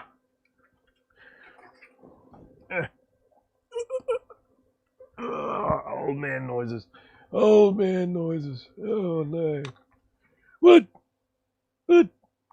I can't hear you. Alright, let's get rid of some solder here.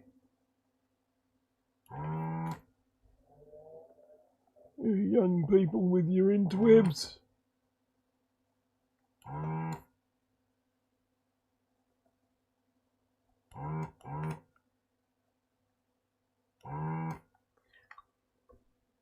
You playing with your computer?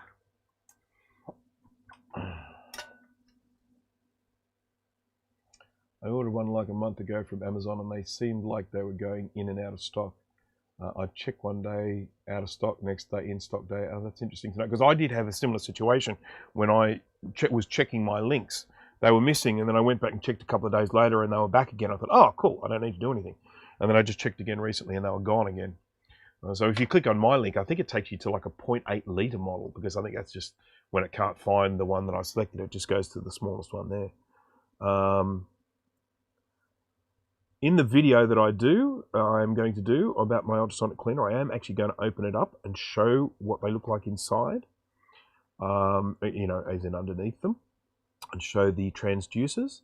There are these things called transducers inside, and they're the things that emit the ultrasonic sound. And I will also go in and show how you can test that your ultrasonic cleaner is actually ultrasonic cleaning. There are a whole series of videos out there. Have a look if you want. They're kind of ridiculous. But there are these people saying, oh, make your own ultrasonic cleaner. They go in and they use things like what do you call those things? Sander, you know, like an orbital sander or something like that, which obviously vibrates, or, you know, some sort of sex toy or something like that to go in and create an ultrasonic cleaner. It's really important to say that they are not ultrasonic cleaners. Ultrasonic cleaners don't use vibration. That is called agitation. Ultrasonic cleaners use cavitation, and it's called cavitation because the ultrasonic waves create a kind of like a void in the water. They kind of rip it apart and create a void in the water, which then gets filled with superheated air. Tiny, tiny, tiny, tiny.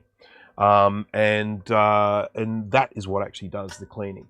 If you go in and you get an orbital sander and you connect it to a bath of water and you switch it on and you put something in and you leave it and you come back and you go, oh wow, that's clean, I've made myself an ultrasonic cleaner. You haven't. You've made yourself like an agitation cleaner. It's using the vibration to just, you know, work stuff off. It's not the same as using an ultrasonic cleaner.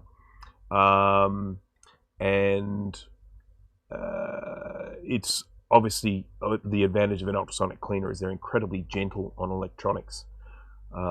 Whereas if you use something like an orbital sander, you're likely to shake some components off the thing. So yeah, not a good idea, I would say. All right, so there's one more connector. Yes, 0.8 is a bit small for a board. 0.8 is great for some jewelry. Or maybe a pair of glasses or something like that. But I'll tell you what, it's certainly not good for trying to put these boards in.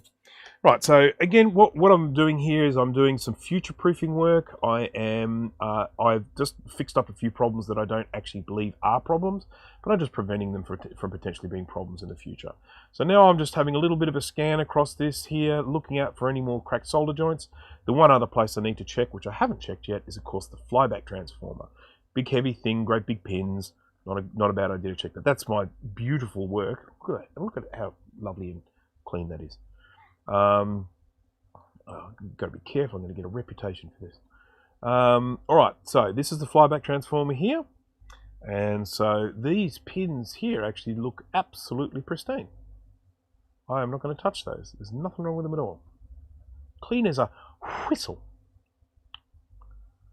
Okay, looking good. Looking good. Another just a little bit of a clean with the old toothbrush. This is not the toothbrush I use for cleaning my teeth. Just want to let everyone know that.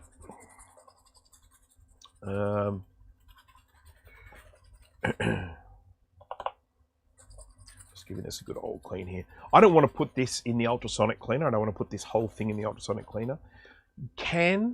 But the reason I don't is just there are lots and lots of components on this that could end up trapping water inside that I might have trouble getting dry, so I just don't want to do that. I haven't really made enough of a mess to warrant it, just using a little bit of isopropyl alcohol or some flux cleaner, just cleaning that up a little bit, just get rid of any residual flux. I didn't need to use much flux for this, as the main thing, because I was just using the flux inside the core of the solder. Are there Spanish people in Australia? Yes, I actually have a friend who is Spanish. I mean, I don't know what it is as a certain percentage, but there are definitely Spanish people in Australia. Yes, one of my closest friends is actually of Spanish background, Spanish heritage. Okay. 1 gallon's 4 quarts a quart is roughly there we go.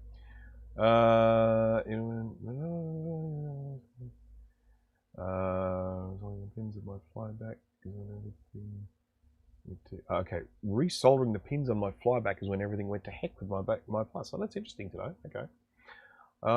Because flyback transformers can also fail, particularly I think some of the earlier pluses on the US board, they used a smaller, crappier little flyback transformer. They started using bigger, better ones, essentially these ones.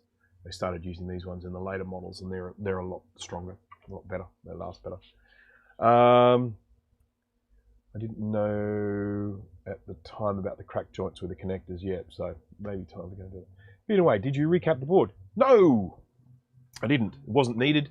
Cracked solder joint. That's all it was. Now, of course, I haven't tested it yet, but I'm feeling pretty darn confident that I have resolved the issue. So, I might get the air compressor on this, just get rid of any of that dust in there, but basically, I'm finished with this for now. I'm now going to move on to the logic board because I'm going to do a few things to the logic board. So, not recap it, but I am going to do a few things. So, let's get onto the logic board here with a bit of dust. I feel like I should probably clean this first. What do you reckon? Should I get a bit of the air compressor going?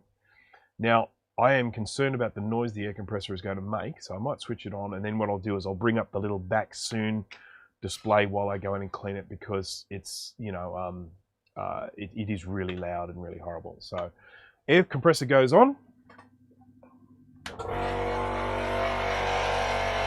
Can you hear that? I certainly can.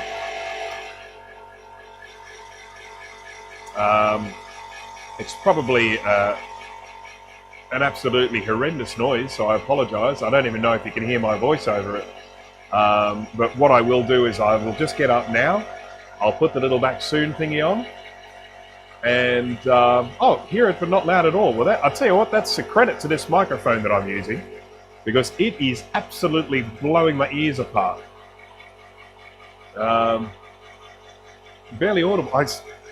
Ladies and gentlemen, Rode microphones. I give you Rode microphones, Australian made, thank you.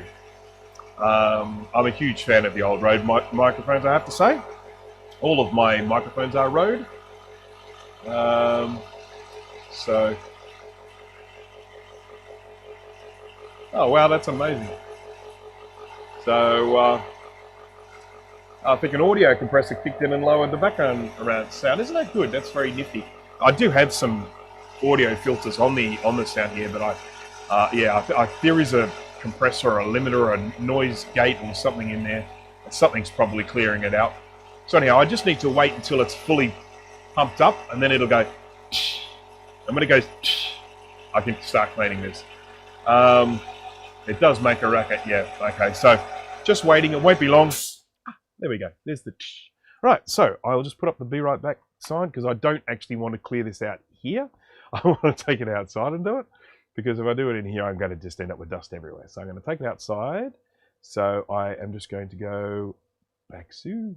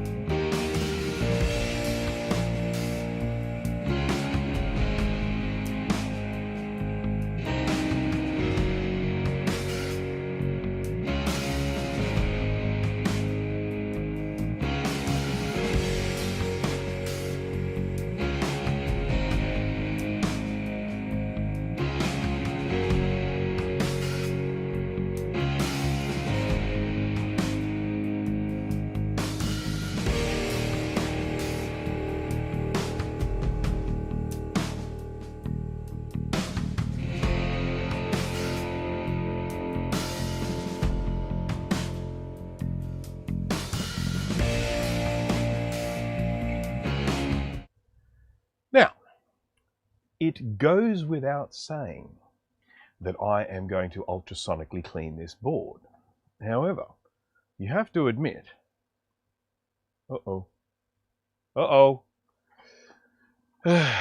my quick keys have gone. You have to admit that that's a lot better than it was before with the air compressor on it. So it was largely just dust stuck on that. So I've taken all that dust off. So let's just have a quick little look at this board, shall we? I want to go through and just talk about a few things with this. Yes, bit of progressive rock sound, one of the little free songs that one can use from the old YouTube. So it's no worse than the machine, really. That's something. Okay.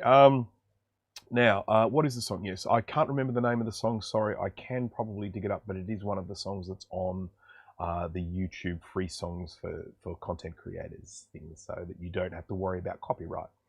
Okay, so this is a Macintosh SE logic board. This here is the CPU. That's a 68000 Motorola CPU running, I think it's 7 megahertz. Correct me if I'm wrong, but I'm pretty sure it's 7. Down here we have 4 RAM slots. They can hold 256K SIMs, as they are at the moment, but they can also hold 1 megabyte SIMs, or they can hold half and half. You can put in 2 1s and 2 256s to take it up to 2.5 megabyte machine. So this can be configured as like a 1 megabyte, 2 megabyte, 2.5, 4. So yeah, 7.83. Okay, well thank you, Romain, for clearing that up. It's your computer, so you should know.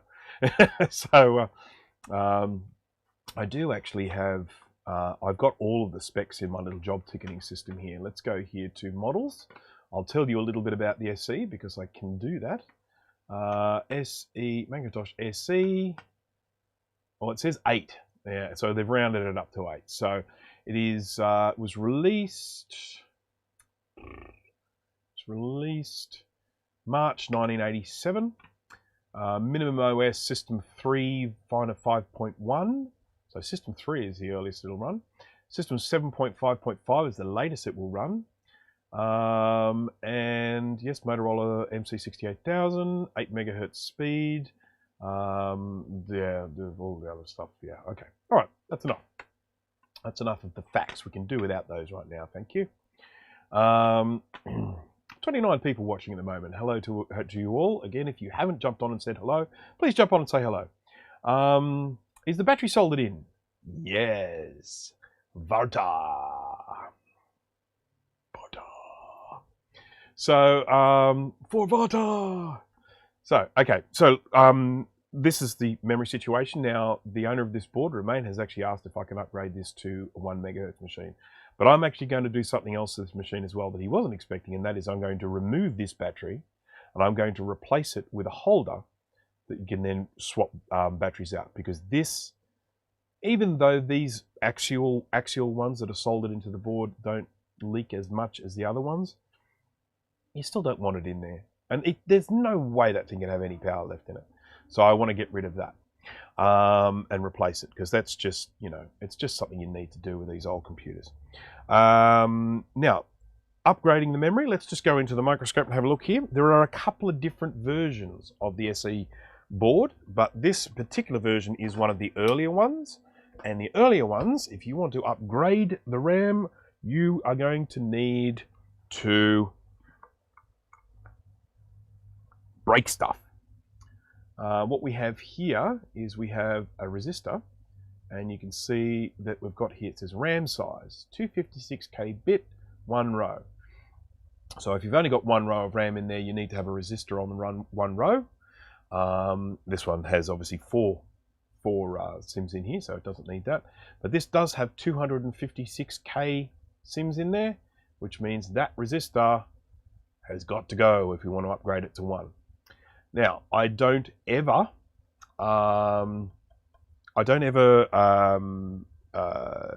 remove these entirely. I don't suck the solder out of them or anything like that. Generally, what I do is sort of snip them and just push them to one side. It means you can put them back in if you ever want to.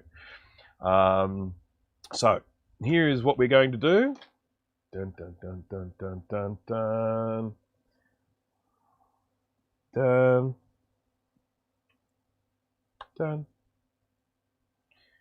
And then we are going to just bend that up a bit so it doesn't touch by accident. Just like that. There. And that is the first step in upgrading the RAM. We need to actually do that. Now, some of the later SEs don't do that. Some of them actually have jumpers on them. We just need to move a little jumper from location A to location B to change it. So letting you know that you won't necessarily have to go in and do that with all of these. They're not all the same. But in this instance, that is what needs to be done with this. That little resistor has to go. So that's it there. Okay, so let me just have a look here. What software do you use for switching between cameras? OBS, I'm assuming. You assume correctly. I do use OBS. One of the things we like about it is it's free and it's available on the Mac as well. So,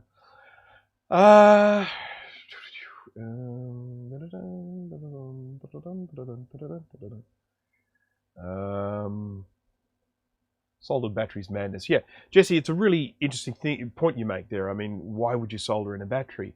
And to some extent, the reason is that these were 3.6 volt lithium batteries. Now, the life expectancy on these was, it's got to be 5 years, maybe even 10 years that these would keep supplying power. No one thought these things would be getting used in 5 or 10 years' time. People just assume they get thrown away and they upgrade one. I mean, these things are moving at a very fast pace. So, just the idea of ever having to replace that battery, it's like, well, the computer will have outlived its usefulness before that battery dies. And so there's just like, solder it in. Now, of course, later on they changed that thinking and made the batteries replaceable. But that was the thinking at the time. You would never need to replace that battery for the lifetime of the computer. Okay. John Panzer, hello and welcome. Hello from Memphis, Tennessee in the US. Wish I could have you repair some of my boards. Well, I've actually got a customer that's about to send me, I think, 5 boards from the US. Not sure exactly where, but so it's not impossible. I don't know what the shipping costs are like. This person was saying it was going to cost something like $100 to ship 5 boards. No, I can't imagine it would cost that much for me to send 5 boards back to the US. I've sent stuff to the US. It's not that expensive. So I don't know if there are some other options out there, whether people have good tips for low-cost ways of sending stuff from the US to here, but or was it 100? It might have been less. But anyhow, so it's not unheard of. People have sent me boards from other parts of the world. 2CIs have an SC2. I'm trying to try my hand at Classic 2 right now. Going to need more tools. Yes, I will always need more tools. Good on you for trying, though. Good on you for doing that stuff. It's fantastic. That's the whole purpose of these streams, is to actually, give people the knowledge to go in and do this stuff themselves. Give it a try. As I always say, practice on something you don't care about first. But it's fantastic. I noticed. Okay, so Steve, I noticed the one that worked last night used a jumper, so that would have been one of the later models there. If you're not recapping it, what will you be doing? I'll be replacing this battery and upgrading this RAM. So I've already done the first step in upgrading that RAM, which I know is fairly dull. So this here, again, just looking at this, these are the capacitors that these ones use. They're all around about the same ratings of all the Macs. You've basically got 47 microfarad, 16 volt.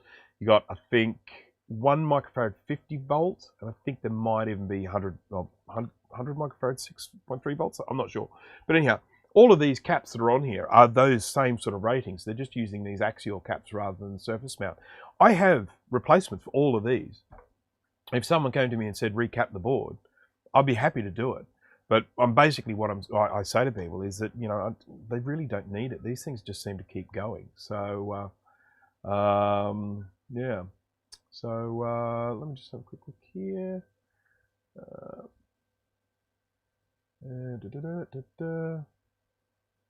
Okay. So just catching up though.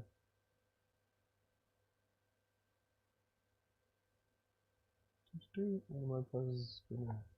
Change on picofarad reefer caps. Is that common orgone? I'd say 4700 picofarad and C37.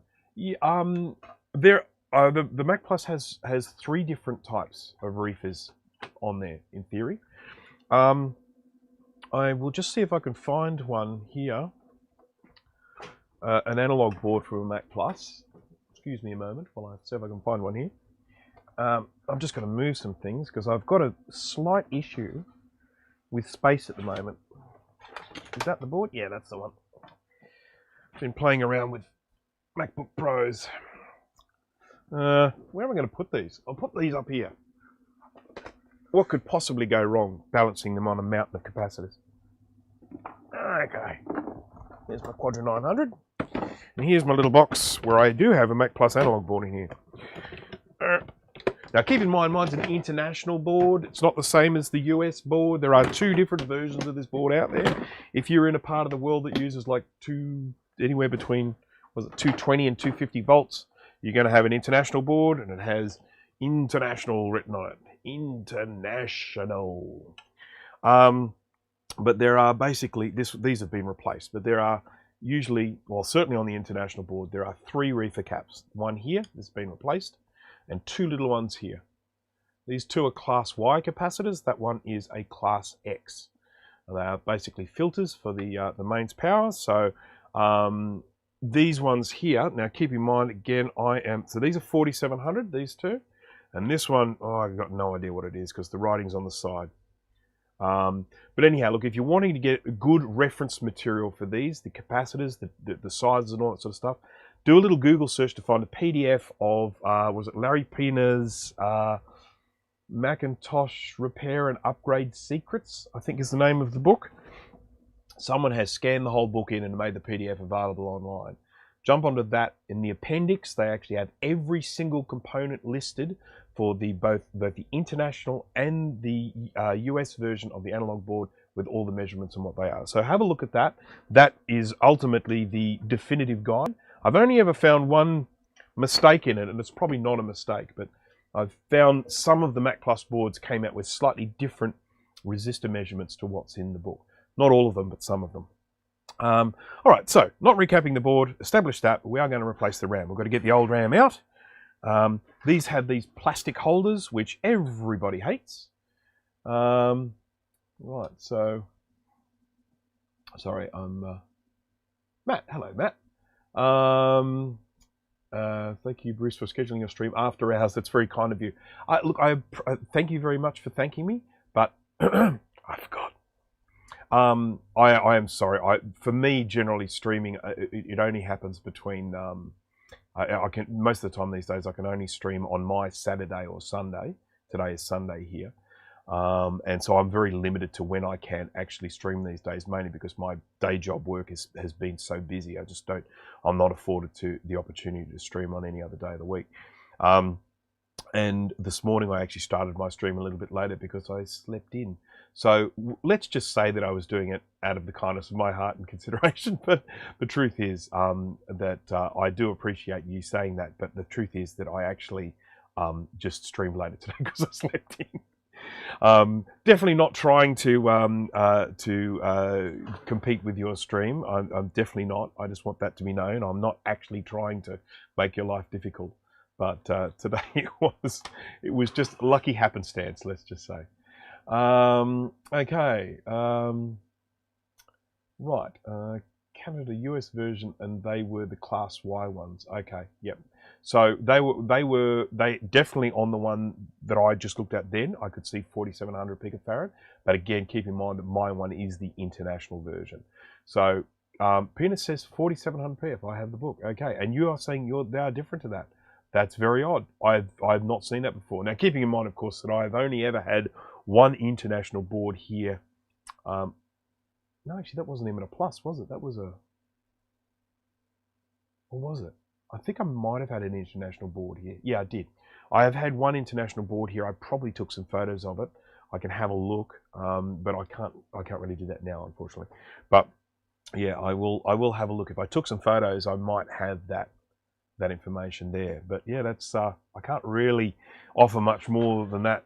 You know, that is an odd one that you've got ones that are a different measurement there. So all right, taking the RAM sims off. These are in these plastic holders, so you have to be unbelievably careful because these little pins, little bits holding the plastic can snap off really easily.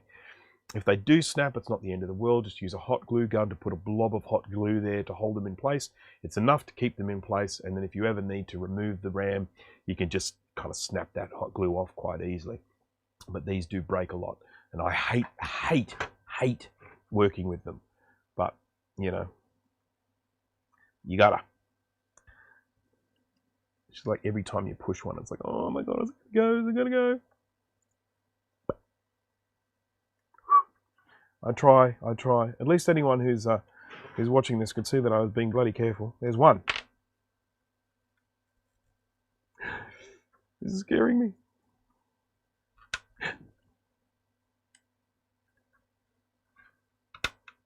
There's two. Still intact. I should widen this out a little bit. We're not quite seeing exactly what I'm doing here, are we? Okay. Curse the plastic holders. Yes, indeed. And they change them to metal ones a little bit later on. I have a couple of them floating around here like this, where the part that actually bends back is metal. So, you know, the rest of it's plastic, but just that bit is metal. Makes such a difference. Makes them so much easier to work with. Now, I do actually have a spare Macintosh SE board here. So if I stuff these up, I can always take the holder out of that and replace it. But I'd really rather not do that because I do not like removing RAM holders. That one was a really stubborn one. Okay, so there we have 4 little 256K sims. They're actually on the back there, 256. That's nice and easy. And we see here, I don't know if you can see it, but you see there, -15L there on the back there. -15 tells me they are 150 nanosecond. Now, having said that, the chips on them say -12, which is 120 nanoseconds. So we have got confusion. So these are 120. There we go. Just going to have a quick look here on my little reference machine, materials stuff, and just see if I've got any information on what sort of RAM it needs to take. Come on.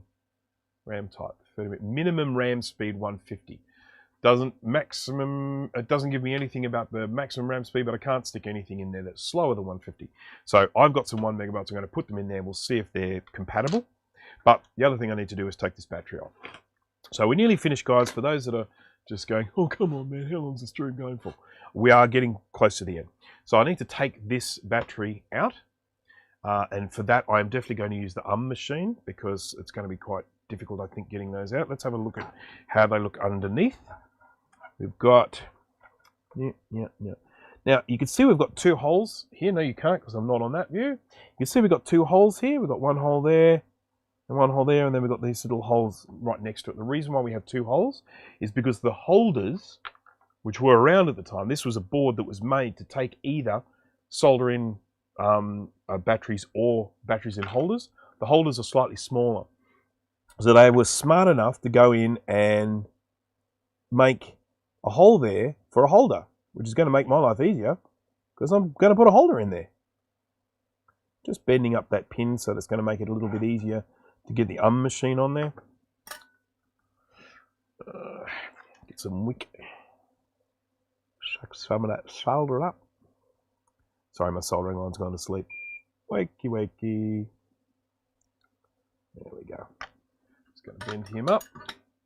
Oops, I just went and covered all the chat, so just swish everyone else. 32 people watching. Thank you. I love it when I get over 30.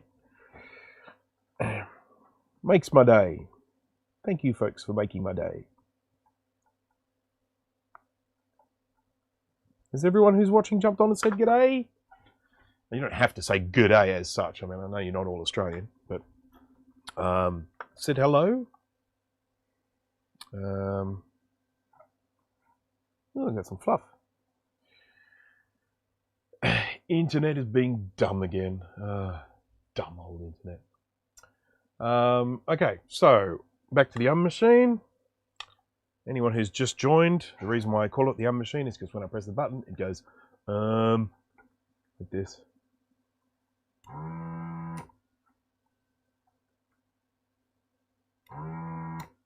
Not happy with either of those. I want to add some more solder. So just bear with me a moment. Shan't be a moment. Where'd it go? There we go.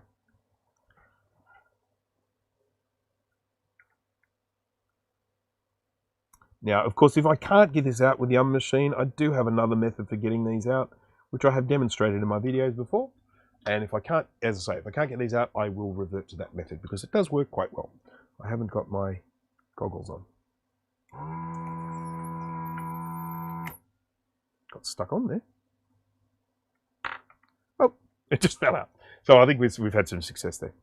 There we go. Right here. Let's jump across back to the microscope. And I've lost it. There it is. Nice clear hole there. Nice clear hole there. Don't need to do anything else for that. So let's just have a look here.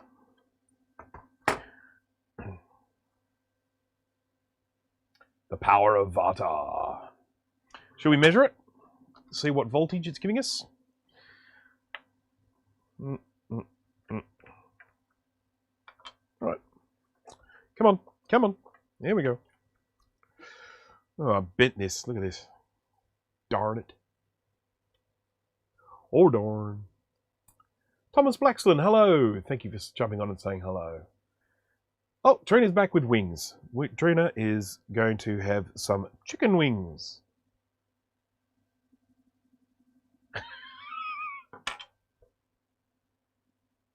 Huh. Interested to see if that battery still has any charge. Yeah.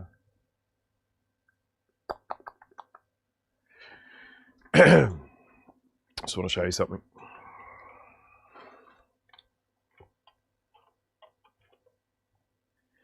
Can everyone see that? Let's see if I have any charge.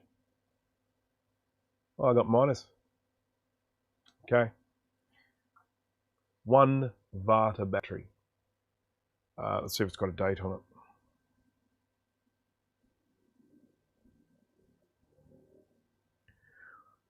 Order number 6126, made in West Germany, but it doesn't have a date on it, regrettably. Or is that the date there, 0589? Is it 0589? Be about right, wouldn't it? 89, don't you reckon? Okay. All right, so this is a 3-volt battery. It can give us anything from 0 to 3 volts. really, maybe even more than 3 volts. What do people reckon? What do people reckon this is giving us around about? Just an approximate. Just have a stab in the dark. Just see how you go in terms of voltage. I was talking to Dana from Dana Does Stuff. I think it was Dana. Pretty sure it was Dana. It might have been Steve from Mac 84. We were talking about batteries and going in and measuring them. And I think the West Germany one, he was saying it still had some voltage in it. I'm pretty sure it was Dana. So we've got a 2.8, we've got a 1.7. Okay. So, maybe expiration date, or is that the created date? Yes, who knows? These came out in 87, didn't they? But they were introduced in 87. So they continued making them long after that. So it could even be it could well be the date. They were around they were terminated August 1989. So they were running for a while. So my guess is that is probably the creation date. It's too early for an expiration date. So, all right. Okay. Alrighty. It's time. We watching?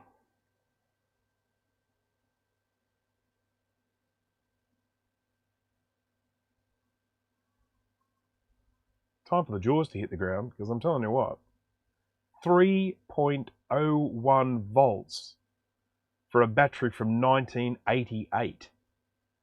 That has got to be some sort of record. I mean, I feel silly taking it off now, but it will make more sense to have a removable battery in that spot. But crikey, as Steve Irwin would have said. So, yes, Jay was definitely the closest with, what is it, 2.7 did you say? No, 2.8, yeah. So that's quite extraordinary. I'm impressed. So let's just say that the West Germans certainly knew how to make batteries. Yeah, impressive.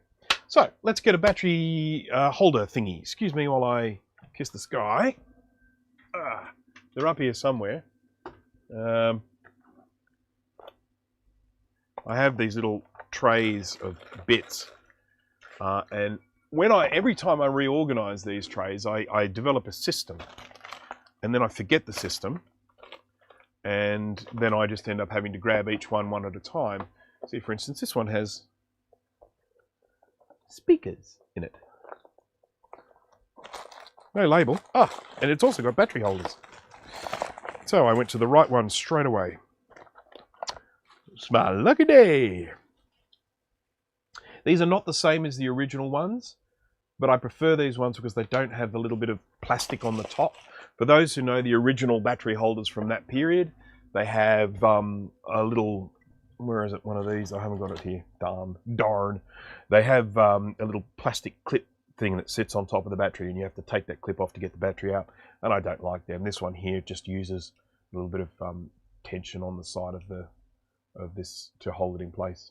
Good enough for me. And they're quite good. The little pins are spaced at the correct distance. So let's just pop this in here. I've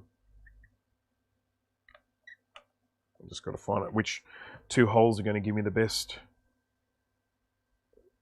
for this.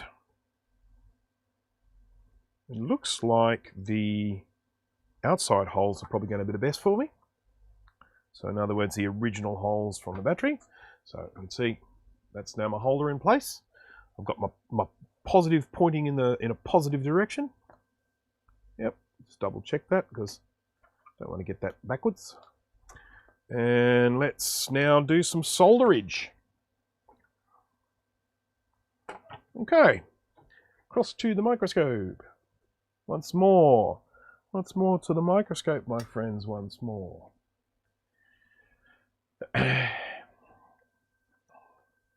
I'll definitely give this battery back to the owner because I think that's quite extraordinary. Okay, there's one.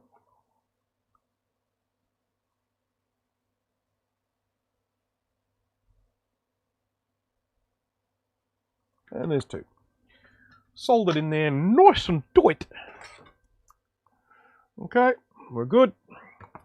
And then I'm just going to do a snippety snip. Snippety snip. And then I'm going to grab myself a nice fresh new battery, which I brought down here today. Is it here? This is one of these Saft. Hang on, wrong camera. Saft LS that you can buy on eBay. They're known as a half AA, 3.6 lithium volt. They're also known as an LS14250 if you're looking to try and find these. They're readily available. My local electronics store sells them, but I buy them on eBay for a little bit cheaper. And then battery goes in, and there we are. Okay. Now, the only other thing we need to do now is put some new RAM in it. So I'm going to go up to my big RAM tub. I've got a great big tub of RAM up here, and we're going to see what I have. Hopefully I've got a decent amount of ones in here. Enough to share anyway. Right.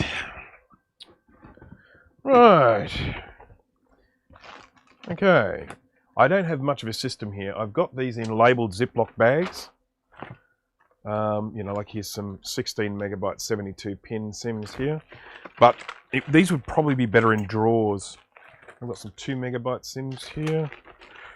There's some 256s. Just got to find me 1 megabyte 30 pin. I hope I haven't left them somewhere else that I'd then have to go and leave and get them. I don't want to have to do that. 4 megabyte 72. See, I've got on my modern RAM here, modern-ish, you know, I mean, he's like PC3 12800, so it won't work in this, that's for sure. Is it possible? It is possible that the ones are still up in the house because I use them probably the most. So I might have to just excuse myself briefly and go and get the ones, but I want to be sure first. What's that? 1 megabyte damaged. Now, if you might say, why would you keep damaged RAM? Well, the reason is because there's probably some of the chips on it are still good. So if I ever need the chips, I can always use them. What have I got here? 8 megabyte 72 pin. They're of similar vintage, but not right. And I've got a whole bunch of caches here, you know, these little Motorola cache things from the later computers. No. I must have left them up the house. What a doofus. Of all the ones that I needed, the ones, you know, the ones that I have, the ones I needed, I left up at the house. And look at these gold stack of 64 megabyte ones off the old, the later G3s and stuff like that. All right. Excuse me for a minute while I duck up to the house and go and grab my 1 megabyte SIMs, which I'm pretty sure I know where they are, and they're not where they're supposed to be. But that's just me. So, excuse me for a few minutes, people. And I'll just have a quick look at the chat before I disappear. Oh, look at all this talk here. Oh my goodness. We go back.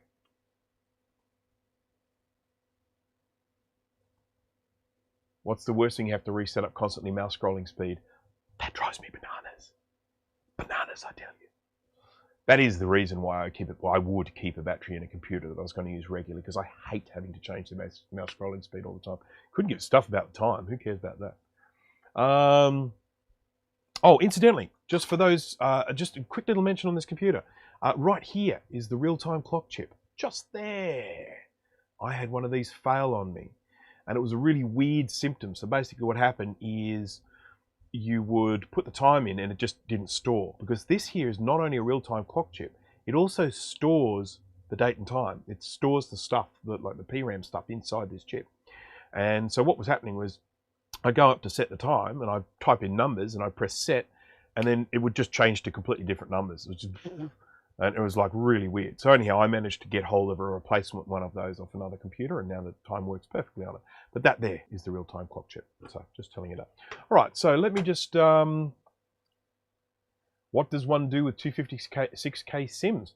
Puts them in a Ziploc bag and puts them in that box. So,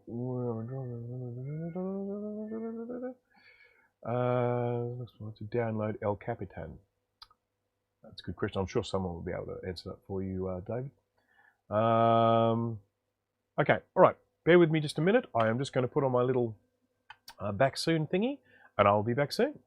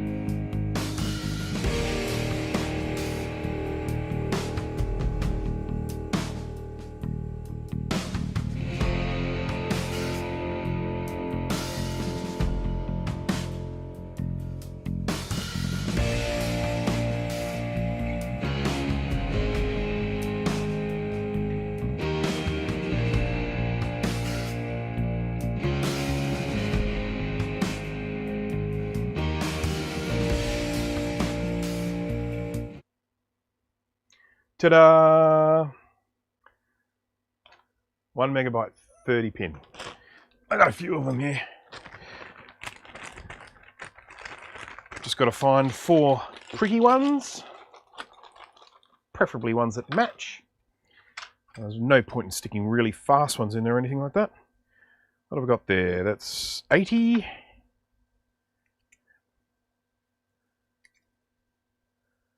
80. 80. These all look the same. 80.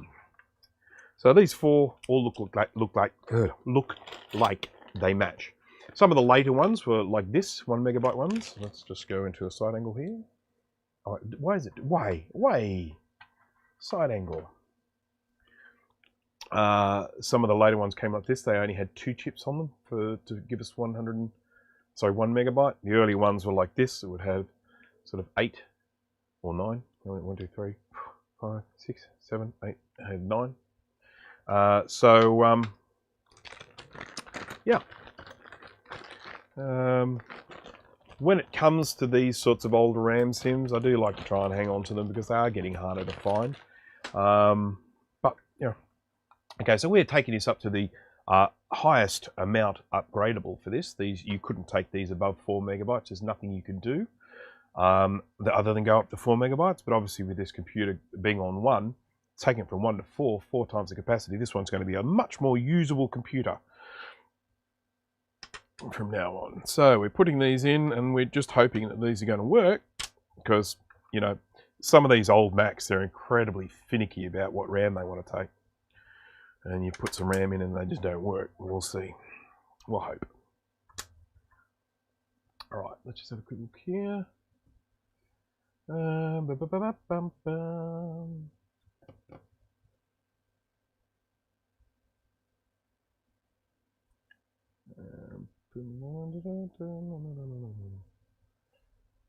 Okay. Jeff Barnard, you missed everything this time. Oh my goodness, this stream was just like, it's one of the most exciting ones I've ever done, without a doubt. So this is a Macintosh SE logic board. Now, I should mention that I am going to pop this into the ultrasonic cleaner and clean it. I'm not going to do it now, but I am going to do it a little bit later on because it just, you know, makes sense with one that was as dusty as this to just clean it right back till it looks absolutely brand spanking new. But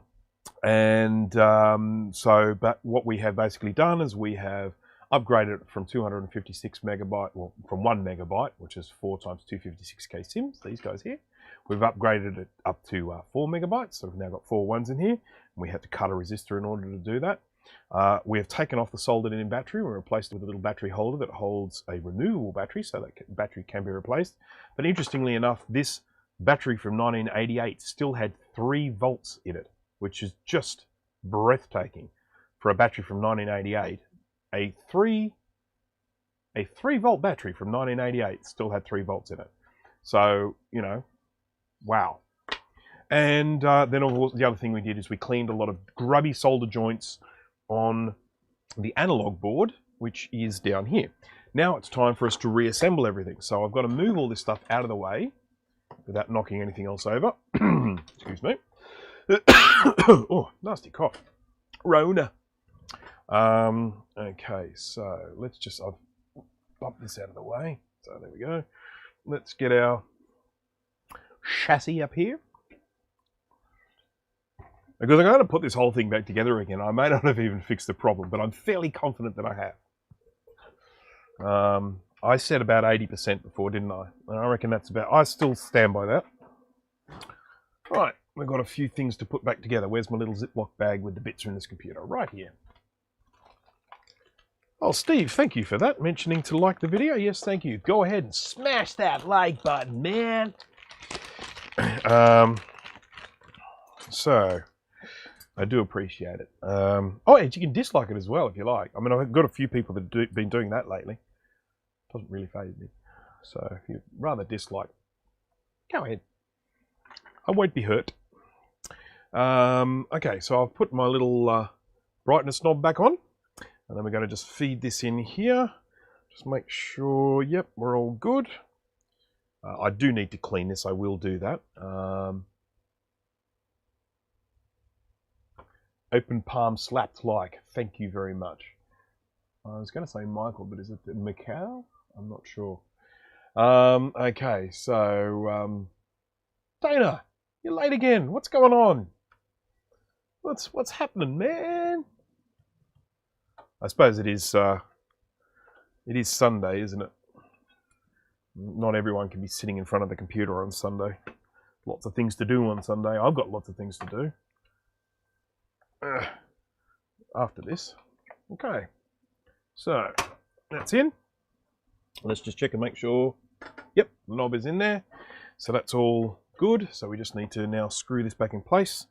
I may not do all the screws because I am going to be probably pulling this apart again to do a little bit more cleaning. I'm putting it together at the moment for the benefit of the viewers so we can test it. And of course, if it doesn't work, I'm probably just going to stop anyway because my goodness, we're going for what, 2.5 hours or something? Getting close to it? It's been a while. Just got to find all the right screws here. If you're wondering why I say while like that, it's a Family Guy thing. I'm a fairly avid Family Guy watcher.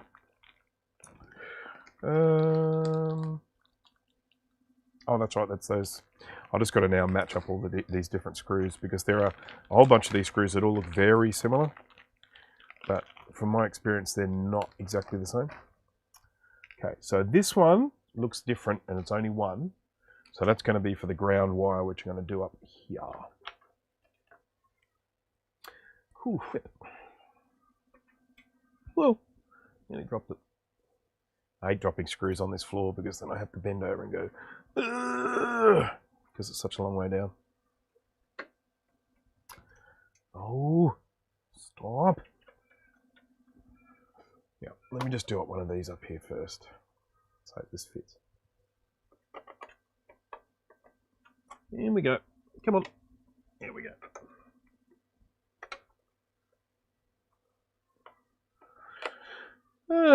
Oops, I missed.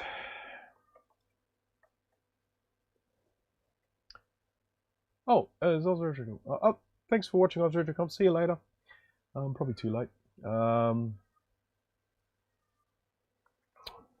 weekends, lots of sleep. Yeah, I definitely do weekends. My weekends to catch up on sleep. That's why I don't stream any earlier. I didn't wake up until like after 9 this morning. Crazy. You can tell I don't have kids, can't you? Okay. Oh, some of these just go in really easily, and some of them don't go in easily. And it's like, is it the screw, or you know? So that one was a difficult one. Let's try this one. And you can't force them in, but I just rather not. There's that one. And then we just need to do our little grandy guy. There are 2 holes for this to go in. Which one is it going in? It's going in either the top one or the bottom one. That's confirmed. Need a bigger screwdriver. I need to get more torque into it. Nope, that one's not going in.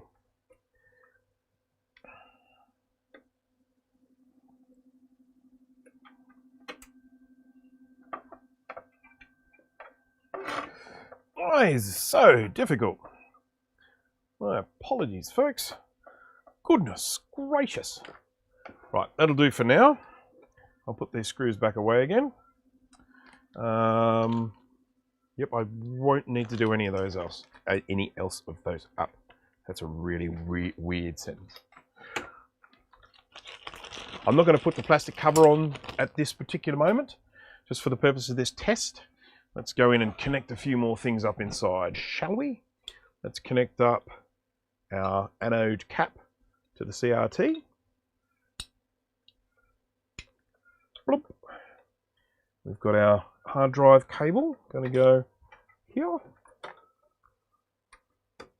We've got this little guy, which is our little monitor controller thingy cable. Come on. Get in there, you thing. There we go. That's done. That is going to go on here, be super gentle. And then we've got this little guy here, our main connector, yoke connector. Just want to look inside here and see if I see any burning. No, it looks all right. Just going to be disappointing if the screen doesn't come on, isn't it? Just want to prepare everyone. There is a chance. There is a chance. Don't say you weren't warned. Let's get our towel to protect the front of this computer. Okay. There we go. Face down. And a logic board, which I put up here, out of the way.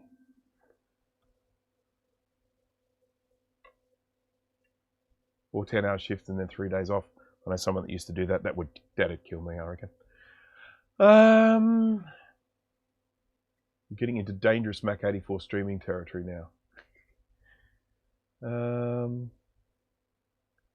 Work is cut down to 3 hours a week, which is enough. It leaves me 4-day weekends every week. Oh, that's nice.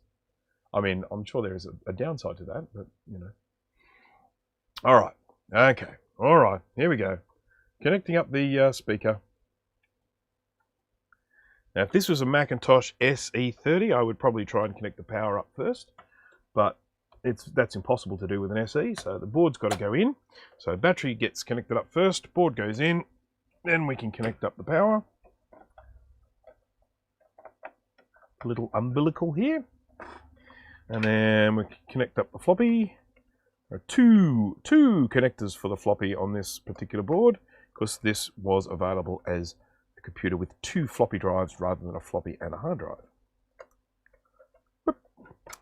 And then we connect up the hard drive.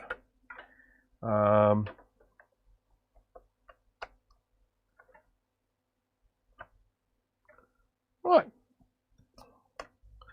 All right. Okay. Well, it's time, folks. So, you know, get ready. Exciting times.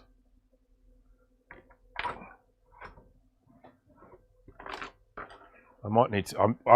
You want to know how optimistic I am? I'm going to connect up a keyboard.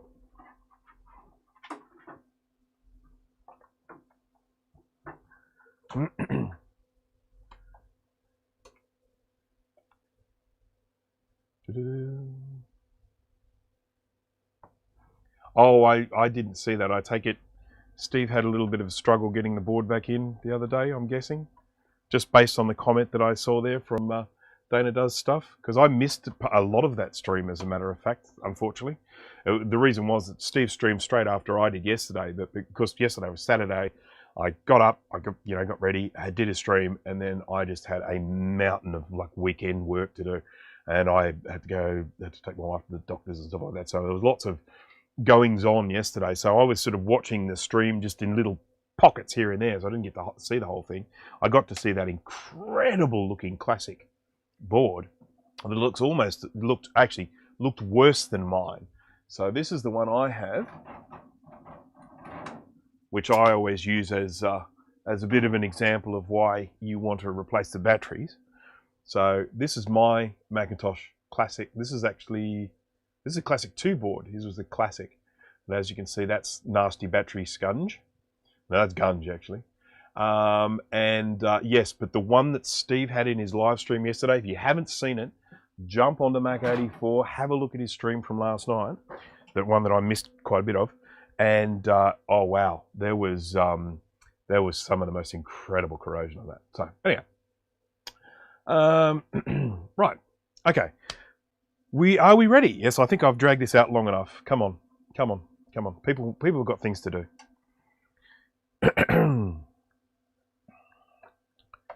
All right, 3, 2, 1, and actually, let me just make sure this brightness is turned up, because if it's turned down, we don't want that. That'd be a bit of a 3, 2, 1. Okay, we got a boop.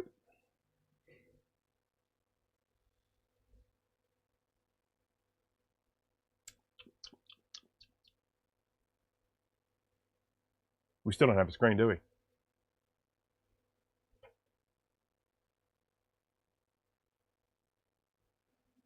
Woo! Something popped.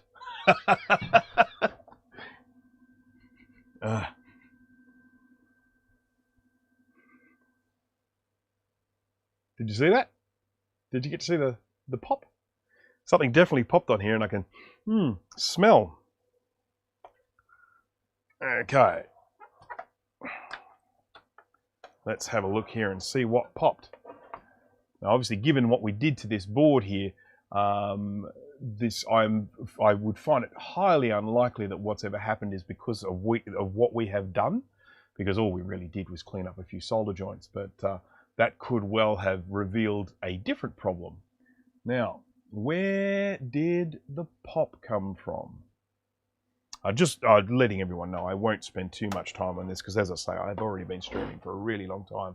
And come on, you can't ask for much more than a pop. But I clearly do have some more to do on this. So let's go in and... Okay, I thought that was something popping again, but that's all right. It was just something falling down. So let's just quickly discharge this.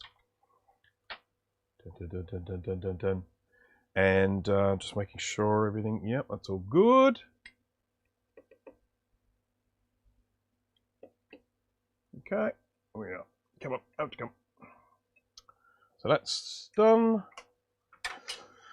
And that's off. And I'm just going to go and just quickly pull this out again, see if we can at least find out what's popped, and then we'll go from there.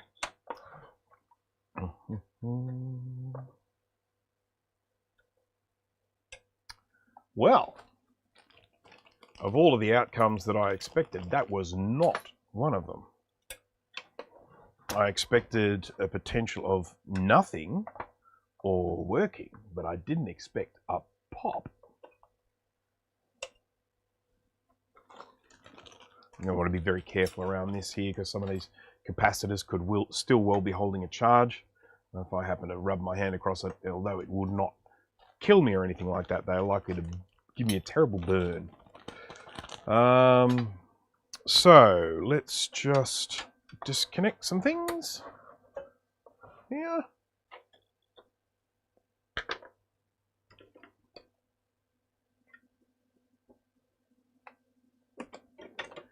Once these plugs have been unplugged once, they come out so much easier. One of the advantages. Come on. Don't make a liar out of me. I just said that. I just said they're a lot easier to get out. Okay. Where'd my towel go? Here's my towel.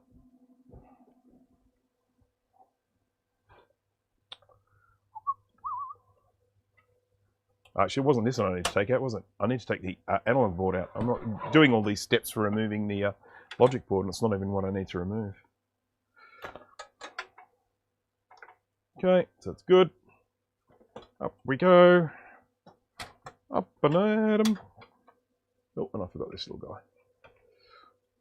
Okay. I'm going to have to do the old nose test with this one. Assuming I can't see what went pop.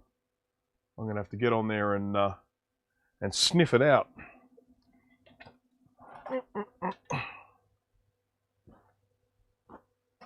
Oh, hang on. In rewinding, there was smoke on the analog board too by the metal bit. In rewinding, there was smoke on the analog board too by the metal bit. Metal bit.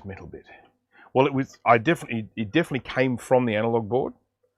When you say the metal bit, I'm not sure. I should probably rewind it myself, shouldn't I?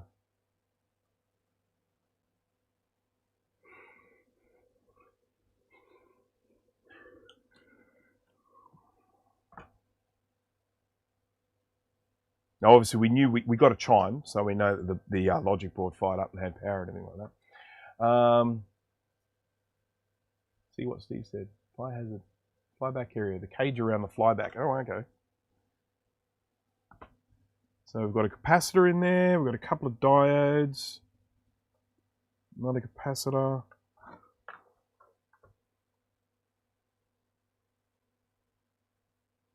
I have to admit, I am concerned about why it popped.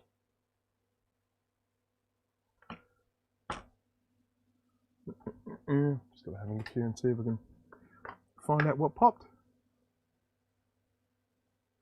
Oh, I think maybe. Is that it there? That looks a little bit charred. Where are my goggles? Where are my big zoomy goggle things? See, this is one of the reasons why I often don't actually live stream a lot of the diagnostic stuff that I do when I'm actually sitting there going, why isn't that working? Because it is rather dull just having me sort of sit around staring at these things trying to figure it out. I see some blackening around that resistor, but I don't think that's it.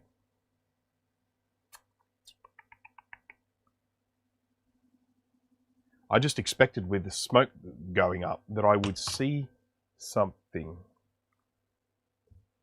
go nasty. Gee, I tell you, I wish I had had a recording. I wonder if it was that.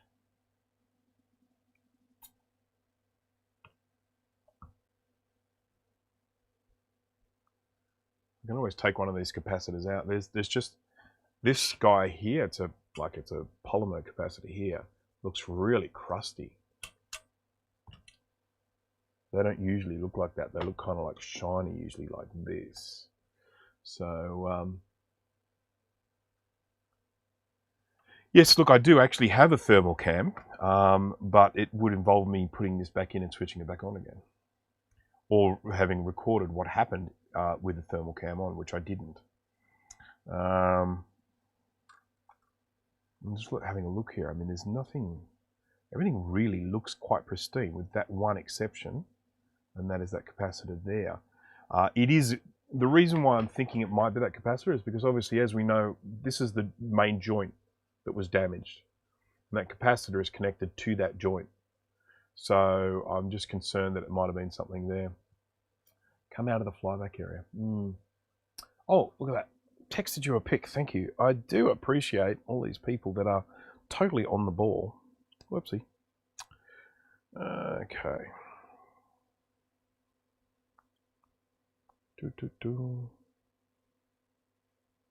Yeah, okay.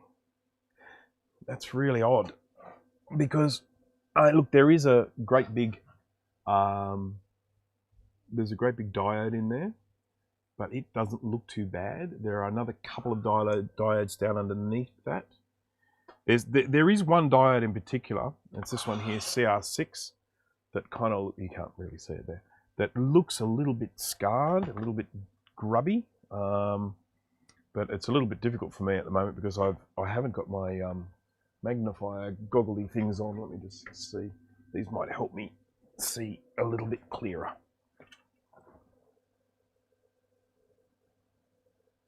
It is a lot clearer. Maybe. Maybe. Ooh. He looks a little bit puffy. He definitely looks a little bit puffy. Shall we take him out and test him?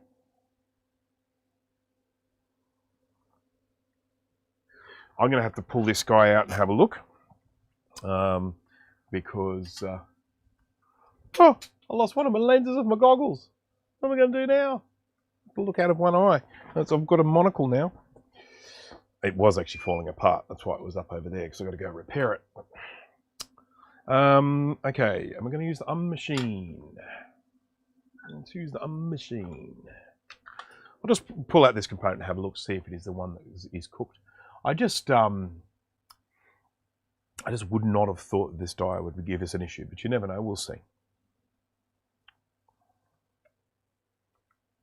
I definitely don't have a replacement one of these, so I'll have to buy another one.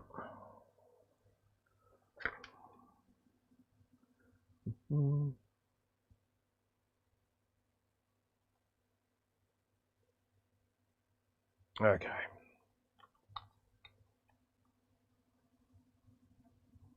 This might be too much for this little sucker. Getting there. 400. This is a huge blob of solder. I think I might be better off with the big mean machine. Yep. This is just, that's just pointless. Pointless.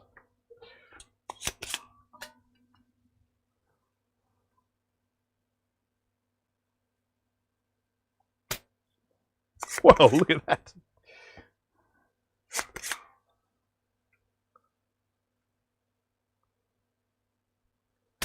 The reason why I'm looking at this particular component is when looking at it up close, it looked like it might have been swollen. So I just want to pull it out, have a quick look, see if it is not the shape it once was.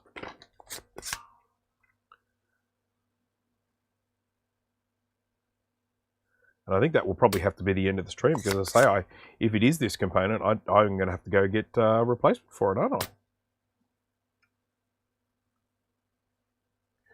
Right, now we'll just get some wick. Wick.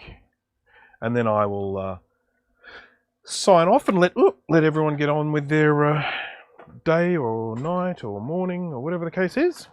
I'll go and get myself something to eat.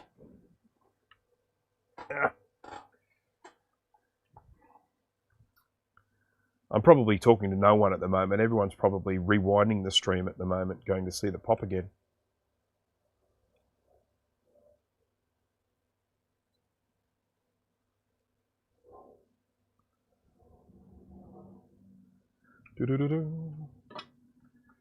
Yannick, good evening.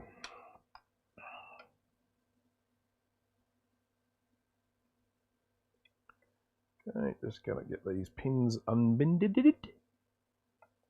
Okay, he's ready to come out now. Out you go. We do not want you in here anymore. You've outlived your welcome.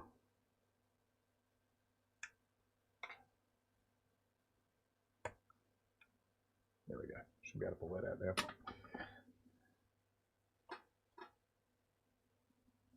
I did do a wild eat when I popped in. I went, eh.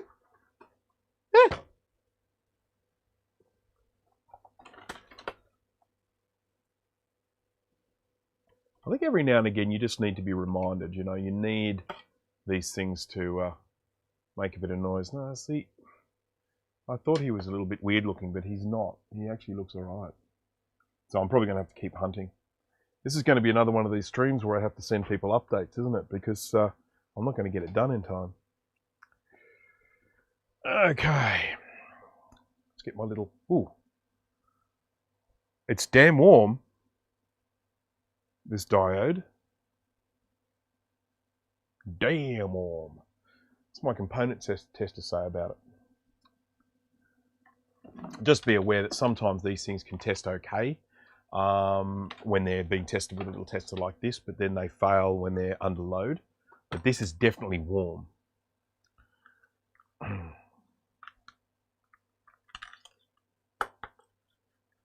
it wasn't on for long. This barely fits in these bloody holes. When I say let's change barely to doesn't.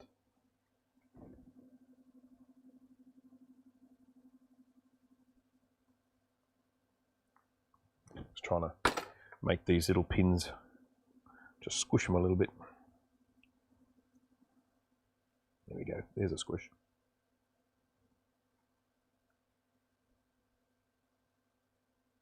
Squish it without squishing my finger. All right, are you going to go in? I'm going to have to hold you there. Oh yeah, he's in. Right, let's see what the component tester says.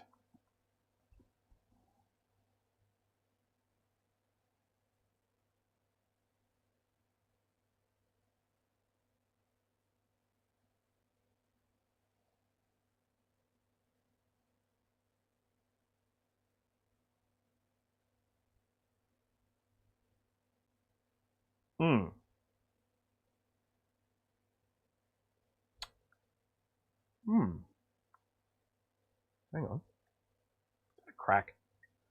Is that a crack? Yeah. I think we have our culprit, friends. Oops. This button doesn't work.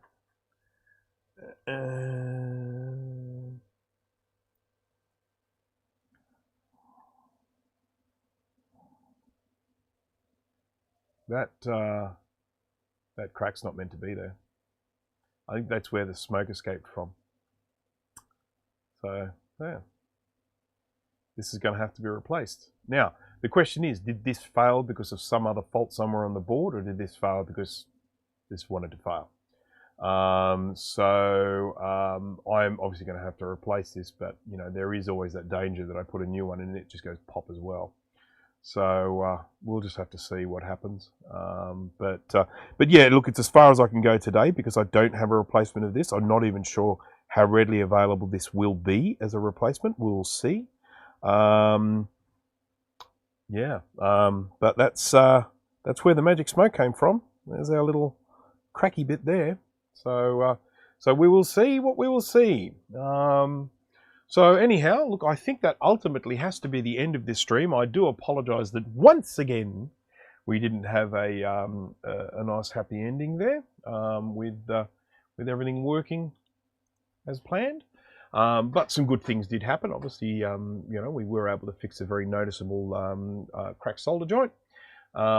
Yes, I've ordered a few replacements just in case. I will certainly be doing that.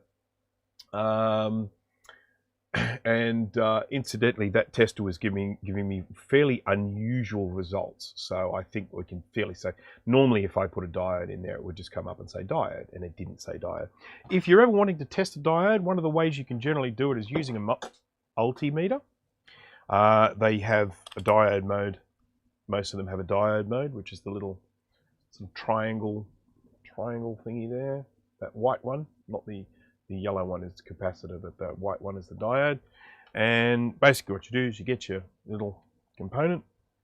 And let me just, come on, quick keys to stop working again.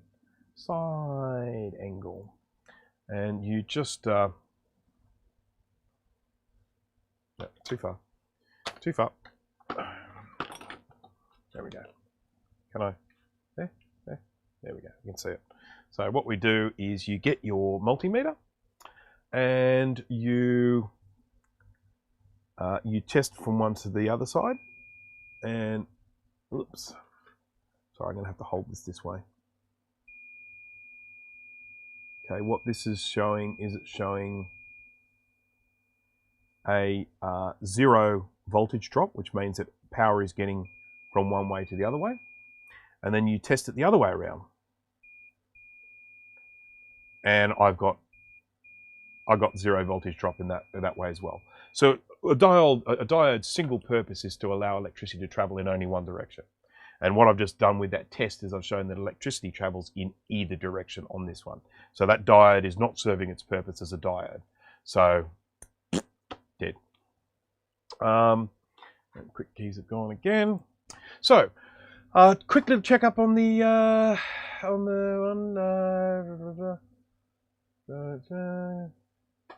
incidentally, the one that I was working on yesterday, I did fix that one. So even though I didn't necessarily manage to fix it in the stream, it is all working beautifully. The Mac Attack. I don't think I said hello to you. Hello, Mac Attack. Anyone doesn't have happy endings at the end of my streams. Yes, is Steve? Steve, you streaming next? I think aren't we going to try and play around with your ultrasonic cleaner next, Steve? Are you up for that? And 99, thank you. Okay, that's everyone just saying their goodbyes, so I will do that as well. So thank you to everyone for watching once again. I do appreciate it. I've actually got 34 people on here at the moment. I feel like I should keep going, but I won't. Don't worry. Pardon me. Oh, Mac Attack, of course. GT. Hello, GT. Or goodbye, as the case may be. Once this fixed, you can probably see an update on the... Yes, I will, of course. I generally always like to keep updates of what's going on. I will have to get this component. It's a question of how hard it's going to be to get it. So, I don't know what's happening with the stream there. It seems to be stopping and starting. It's not me. It's not me. It's not my fault. No drop frames. It's YouTube. Thank you everyone for watching. I do appreciate it. I hope to see you at the next stream. And yes, have a look at my Brankers Creations Facebook page. I generally put in updates for repairs as I go. So thank you everyone, and see you next time.